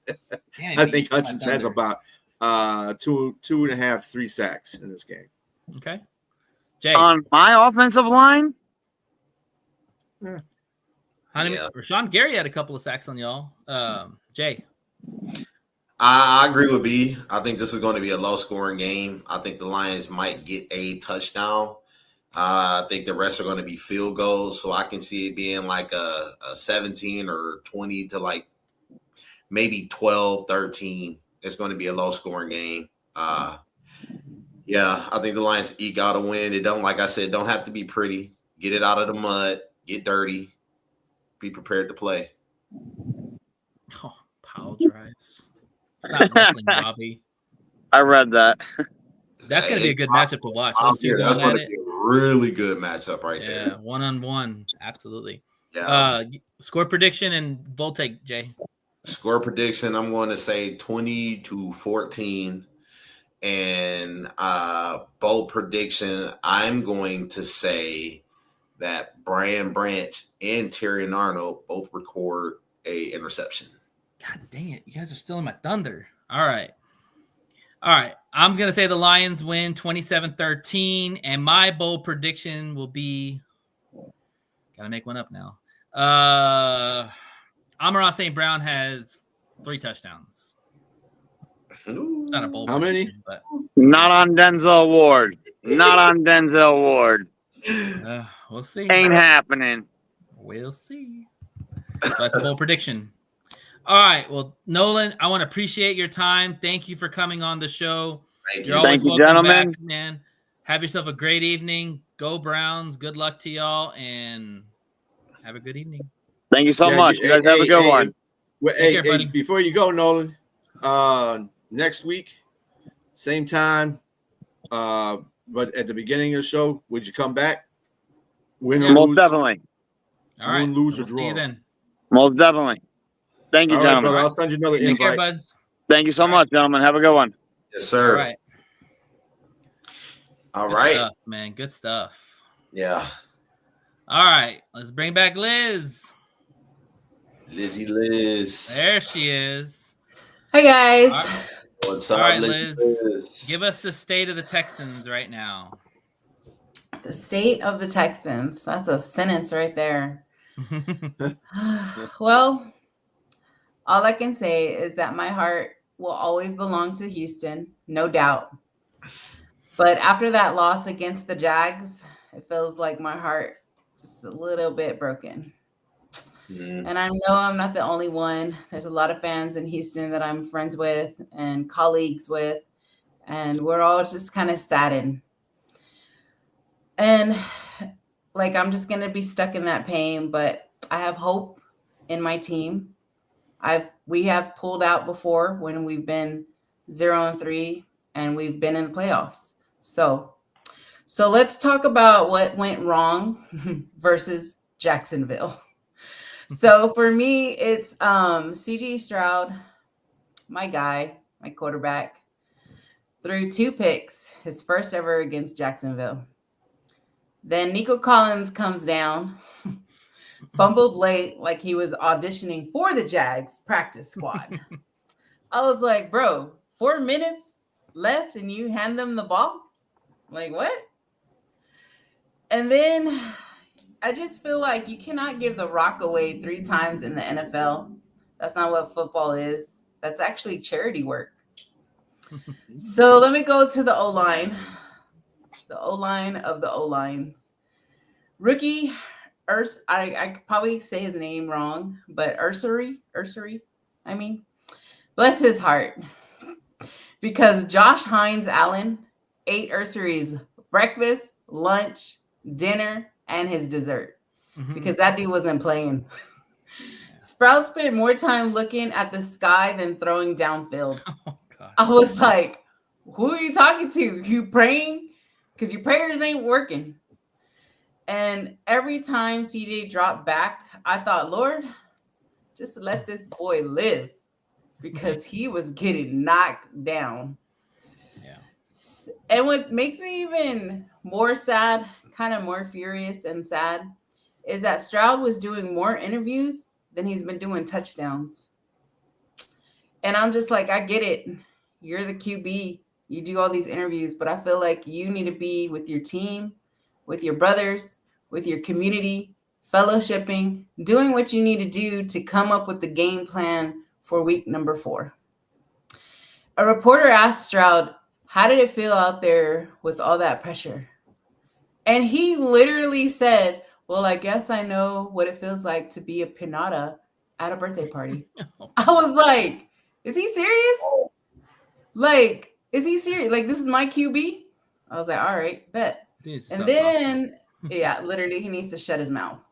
Yep. And then another reporter asked Coach Ryan, hey, Coach, how do you fix the left side of the O-line?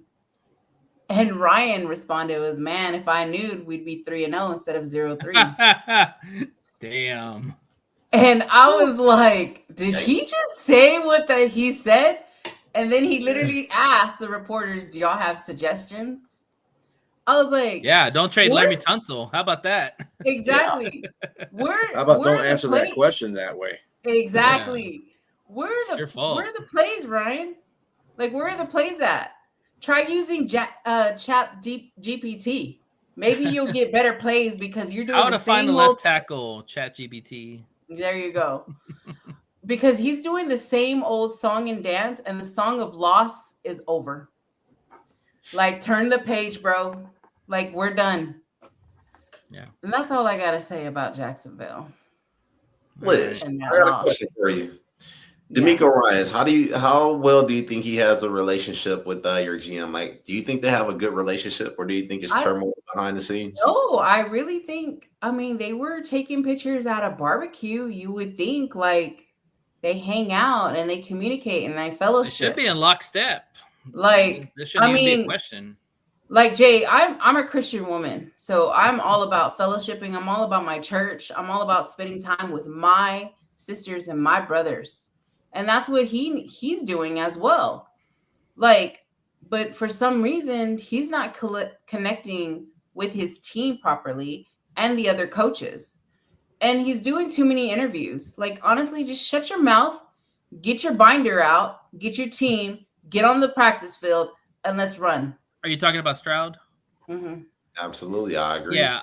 It's hard for Stroud. It really is hard for Stroud because he lost both tackles. Then you lose one of your biggest targets in Tank Dell, and it's just like, what are you doing now? Where are we going?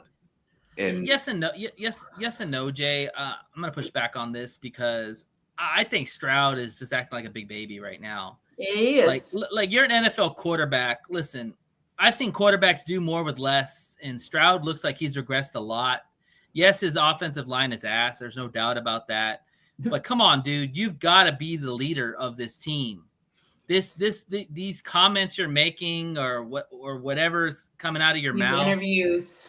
I Yeah, agree. there's no excuse for that crap. I agree to a certain extent, though. Think about this: the 3 in my lifetime that I can remember from the Houston Texans, I don't think they have a really good history of treating their players well. Some of their top players. Look at how they did DeAndre Hopkins, J.J. Watt, C.J. Stroud, following down that same road. Exactly. You know, but him being on the Houston Chronicle, being on CW39 in Houston, popping gum, is acting like a little child. Yeah. And that's the thing. Like, he's doing all these interviews, popping his gum, crying wolf. Like, you're a QB for a reason. He needs to grow up. I can't believe obviously he does. Like, obviously he does need to grow up because he's not doing. I'm sorry, Jay, I don't mean to cut you off. But he's just not doing anything on the field. But he's over there acting like what he's talking about in these interviews. Like, I'm on the Houston Chronicle. I see all of these things on Reddit. And I understand like all what he's frustrated with, but he needs to be frustrated with himself. He's over there blaming other people, blaming this and blaming that, not having this. But it's really just you. You're not being the leader that we need you to be. And you know, for me, also the biggest problem with this Texan team is D'Amico Ryans need to shut this stuff down. Yeah, you're the head coach, and it starts with the head coach. And the head coach, if he's making sarcastic ass answers, that tells me he's not taking it seriously. Exactly, because he should be like, you know what, guys, we got to figure this out. We got to do whatever we can to get this better. Not getting snappy about some comment or something like that, because that's a reporter's job. They're supposed to ask those questions because right now, let's be honest, Houston Texans are not good right now. No, and they should be a lot better. They should be way top of the division. Better. Right. And so D'Amico Ryans better watch out because he might lose his job. Because we talk that's why I said he was on the hot seat last. I'm pretty sure there's a lot of teams out there that would love to have D'Amico Ryans as their head coach right now. But here's my thing, Jay. Is he a better position coach or a head coach? I think he's a better head coach, and you can see it. Like his team believes in him. He just don't have any good players. I'm sorry to put it that way, but I think that's as blunt as it get. He don't have the right players, like I said, and that's why I asked the question: How much do you think that he gets along with his GM and his quarterback? Because it's like, one, you got C.J. Stroud acting like a baby, then you have your GM trading away some of your best players. It's like, what are you doing here? What are we doing? You know, but there's two sides. Go ahead. Sorry. I don't even think they know what they're doing, to be honest. Like, I understand they just got rid of somebody else as well, and Gardner Johnson. And I'm just like, why? That was what are y'all? I'm like, I know that, but like, what are y'all doing? That was a locker room distraction. Exactly. Yeah, he's a cancer. But they're already a locker room distractions because they're not out. communicating and they're not winning. So who else is in the mix? Well, maybe that's because they need a tame. Yeah, we'll see, because here's week 4. We're playing the Titans. Okay, Liz. So let's talk about that. You've got the Titans week 4. How does this team get right? What do you, if you're a coach, how do you get your team right? What are you telling them, or what are you doing? Let's hear it. So week 4, Texans versus Titans. Okay, so we're 0-3. Obviously, we know that. Obviously, as the Texans, we know that. The Titans are winless as well, though. So somebody's walking out with that dub. Somebody is. Unless the football gods hate me that much, they make me a tie. We'll just see. I don't know. No, it better be. I was like, Lord, You're please don't let this be a tie. Come on. I mean, I get it, but you've been watching the games. Like, how we've been playing? Like, I get it. Like, but the thing is, there's protecting Stroud, blindsided. Like, no more letting Ursa get cooked. Give the rookie some help.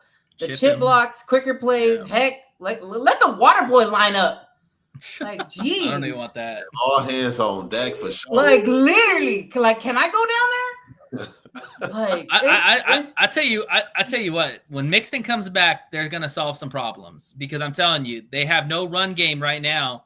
And we were talking about with Jared Goff and our team, when you don't got a run game, Goff is a sitting duck to get hit. Yeah. Mm-hmm. And if you don't have a run game, Stroud's the same way. Yeah. But Goff was running. Stroud wasn't far. Yeah, he wasn't going far. My blood pressure Stroud went up wasn't- quite a bit when Stroud I see. wasn't. Yeah, we don't want to see Goff run the ball. Yeah, we don't want to see Damn Goff sure. run. Yeah, but still, like, get Besides, he looks something down. awkward when he Yeah, runs. he's got like a Forrest I don't know. Gump kind of gait. For me, they just need to take care of the football. CJ, Nico, they need to hold on to that ball like it's the last brisket plate at the Houston cookout. Like, Damn, I love that. like Made me the hungry, too. finish drives, the field goals are cute. Yeah, field goals are cute. Touchdowns win games. Yes. Run the damn ball, Ryan. Yeah. Run it. Run the Like, dang open ball. up that, like, literally just open it up. Stop stalling like my grandma's old Buick. Like, and I have a Buick, but it's a 2026. I'm just like, and that thing That's goes not that fast. That thing goes fast. So why isn't my team going fast? Why isn't Stroud doing it? And then if they stay disciplined, sorry, Nate, I don't even mean to cut you No, off. you're good. But like, now I'm getting heated. So stay disciplined. The penalties, the late game meltdowns, gotta go. Yeah. Y'all can't hand out free yards like coupons at HEB. Oh my god. Like, they're over there doing HEB commercials, handing out coupons, and I'm like, y'all are handing out yards. Discounted Which is- tickets. Yeah, I'm just saying. Let- The let- bottom of, oh, go ahead, Nate. I'm just gonna say this because I think that it's expected to really crap on the offense. But you know what? This defense is pretty darn good, or it was projected to be pretty good, and they have not looked good. You know, I mean, Will Anderson has moments. I haven't seen anything from Dale Hunter. I don't know where the hell Dale Hunter is. He's not put even an MIA. Put him on a milk on the carton. I map. don't know where he is. He's on the HEB milk carton. Yeah, Where he at? Stingley. Somebody got cooked. Like Brian Thomas cooked Stingley or one of y'all's cornerbacks. We on got that big cooked for play. signing a $90 million guy. For what? Yeah. You're not doing $90 million shit? Yeah, that's what I'm saying. So I mean, the defense has got a lot to blame too. And here's the Lot of thing: it. All of D'Amico them have to play the blame. Ryan's calling card has been defense. That's why he was brought in for the defense. And when your defense is ass or playing like ass, and you're a defensive minded coach, that's not a good sign. You know, and they got to clean that up. I mean, they got to, but we'll see. So the bottom line, Texans, I love y'all for sure, but y'all broke my heart this week. I'm still riding with y'all against Tennessee. I'm calling it Texans Y'all better 28, beat Tennessee, Titans man. 17. I tell you, all hell's gonna break loose, man. It's No, gonna be like bad. it's already hell in Houston. Oh, Like, it's gonna people be are even heller. pissed. The fans are pissed. Like, everyone's mad in Houston. But I'm Yeah. calling it Texans They're going back 28, to be Cowboy Titans fans. 17. I was never a Cowboy fan. I was know, an but I think Oilers Texas fan. fans are Cowboy fans. No, we're good. All I'm good. I'm going to say is that get Nick Chubb going, because I want to say the Titans have the 29th ranked run defense in the NFL, giving up over 150 yards per game on the ground. Get that. And man you're at home. Yeah. Y'all should like going. Yeah. kick their ass. Yeah, we should. We I'm should. gonna say. So we'll see. I'm going with 3 touchdowns, no turnovers. Maybe I can get an unpause in my heart and start believing again in my Texans. I think it's going to be a blowout, So- man. I don't think it's going to be close. I think the Texans are pissed. The city's pissed. Stroud's pissed. D'Amico's pissed. They're going to take it out on the Titans. And what better? I don't way think it's get going to be a back- blowout, but I think it's going to be a blowout. we'll see. What a better get back than playing a rookie quarterback. Yeah. It's barbecue Oh. chicken. Mhm. Barbecue chicken. I don't know. We'll see. But Right like now. I said, Texas 28, Titans 17. We'll see. My Okay. bookie says that it is going to be a blowout too, but I'm we'll telling see. you, I'm telling you, if you're a I bet put money on the take Texans, so Take we'll the see. blowout. Take the over. Don't take the over. Take the under, or I don't know, whatever. Take the over and take the Texans to cover. Did you What guys? is the spread? Did you guys see Jordan Addison has officially been activated and he's going to practice with the team this week? Yep. Did see that. Okay. Hold on. Okay. Let's see what the spread is for this game. I'm checking it out right now. I'll give it. It is 7 points. So a tug. I would take that cover. Yeah, I would take the cover. I think the Texans are gonna beat them by 20 points. Okay. Damn. I mean, I'm telling you, man. Like it's a get right for them. They're at home. Everybody's pissed. We were at home last time, and we that was Baker Mayfield. The Bucks are a good team. We see how yes, they are a good team. But see how? Okay, hold on. Let's draw back on last night's football game. You see how the Lions stayed on Lawrence the whole time? You mean Jackson? Yeah. Yes, I'm sorry. No, I'm talking about your Lions game. Yeah. See how so how they were staying on him? Lamar, right? Oh, I forgot his name. Lamar Jackson. Like how they were staying on him the whole time. Why can't the Texans do that? Why are they so afraid to stay on these quarterbacks, regardless of who the quarterback is? That's the Texans' problem. They get tired and weary, and they don't want to play ball. So that's why I said it's going to be Texans 28, Titans 17, because I don't see that this is going to be a blowout. Let me ask you. I see that they're just being lazy. Let me ask the guys a question. Is Trevor Lawrence a better thrower than Lamar Jackson? No. Oh. What? Okay. That's not a question. Who told you this lie? No. I'm just saying from the pocket. I mean, like Lamar Jackson. No, bro. No, bro. What? Well, I'm trying to understand your comparison. What you're saying, because like no, I was saying how. I was just saying how your defense was staying on Lamar Jackson. My defense has not been good either. But if they keep staying on the other team's quarterback, we can start winning. I mean, our defense is good. Your defensive coordinator has to draw up a better game plan. You have to know what you're getting into and what you want. I think that you guys do have a good defense with a couple of players on that defense. Yeah, Anderson is. But they got to beat 101s. Anytime you see Daniil Hunter gets beat, get double teamed, or if Will Anderson gets double teamed, the other guys got to complete their 101 assignments. Right. And if you don't, then it's not going to work well at all. No, I know. I get that. I don't think that's really a problem. I think it's more of your offense. You don't have the playmakers that you once did, and that kind of contributed to CJ Stroud regressing a bit. And Stroud doesn't have the time to throw the ball. He doesn't have the time to throw the ball. I mean, he gets sacked. On third down, I want to say he's getting pressured 43% of the time. On third down. That is literally just that half of pressures on third down. He gets pressured. That's not good. go ahead. I was just gonna say, I think something that maybe the offensive coordinator for the Texans should do is maybe roll out Stroud a little bit, not let him be in the pocket so much, where all the pressure's coming, but maybe roll him out a little bit, get him on the run a little, and kind of see if that might help a little bit, get more comfortable, because it seems like when he sits in the pocket, he doesn't trust his O-line, which we don't blame him. I mean, right. You got a rookie tackle that you're hoping and praying just doesn't, just give up the whole line or anything. Mm-hmm. But I think you got to be more creative with Stroud. And like I said, nothing's going to be fixed until Mixon comes back.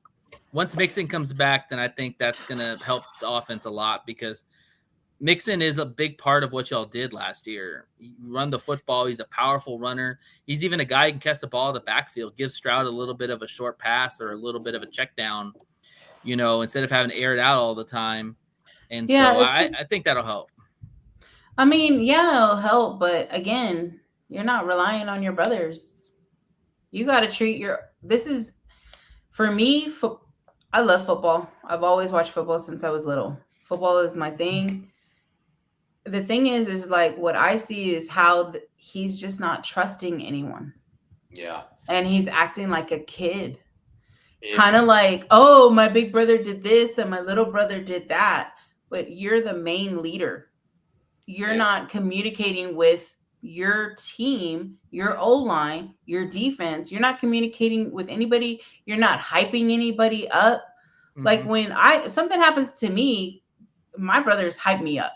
And that's what he needs to do. He's not hyping no one up. He's on that field like crickets. Also, too, Well, it might not be his personality. You know, he seems like a very quiet, for the most part, mannered guy on the field. You know, Jared Goff's that same way. Jared Goff's not a hype man. You know, he can get hyped sometimes, but sometimes people just lead by example. They don't lead by, you know, motivating you people. still got to get some hype. That's got to be Ryan's, man. I'm telling you, it's got to be Ryan's. Ryan's got to shake the tree, dude. Like, he's got to shake the tree, kick some ass, run some tough practices. With the coach, but it's also QB. Yeah. Like, yeah. I don't know, but go ahead. Just one quick note. Something I thought was interesting I heard today, that I guess somebody from the Texans, because you know the Texans and the Lions did joint practices in preseason. And somebody from the Texans said that they were amazed how detailed the Lions were in practices, how they didn't miss a beat, how everything was scheduled, how everything was on point. It kind of surprised me for somebody to say that about another team, because it makes you wonder, what the hell are y'all doing? You know?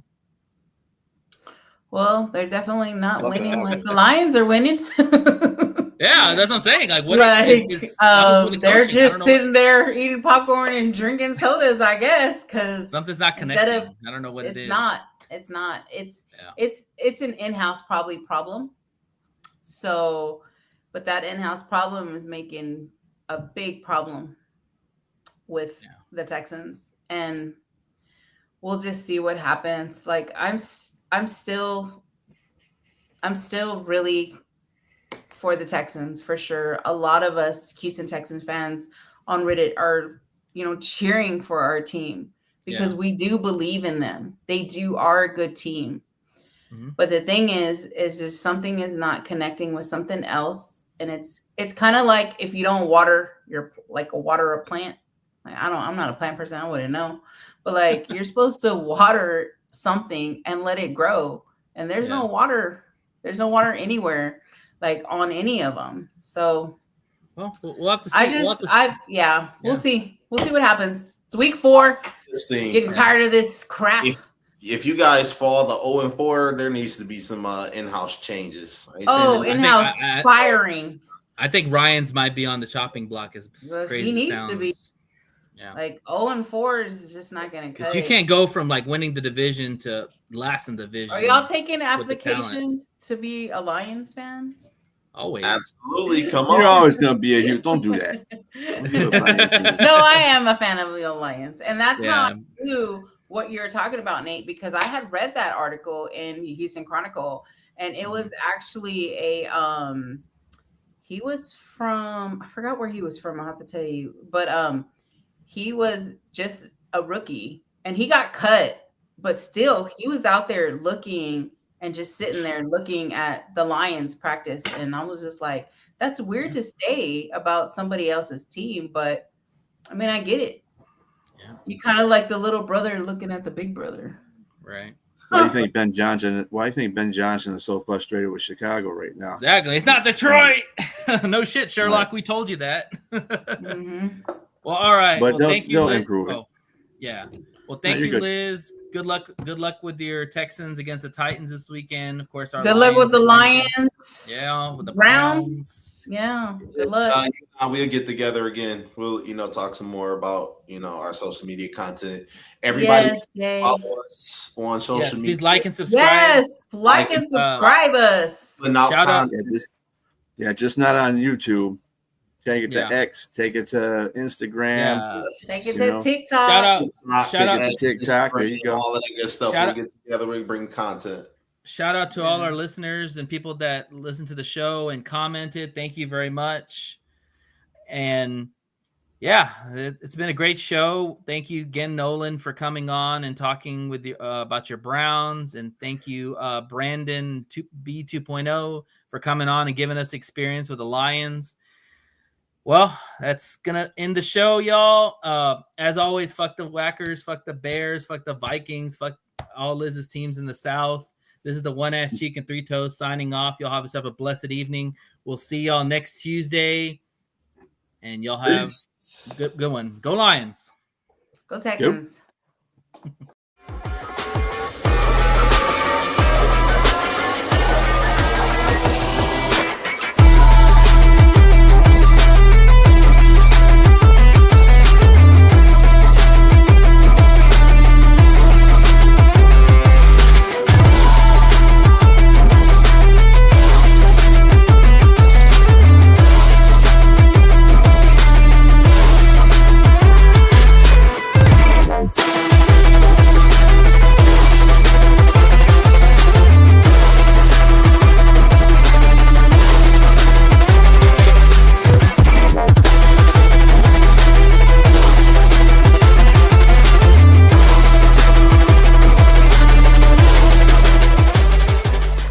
Remember, Dre's Daiquiri Shop at Cotton Gin, 441 Railroad Street in Maxwell, Texas, 78656. Daiquiris, food, football, and fun. All a part of a game day victory. If you subscribe to One Ass Cheek, Three Toes on YouTube, you'll receive 5% off your total purchase or a free shot. Proof of subscription required.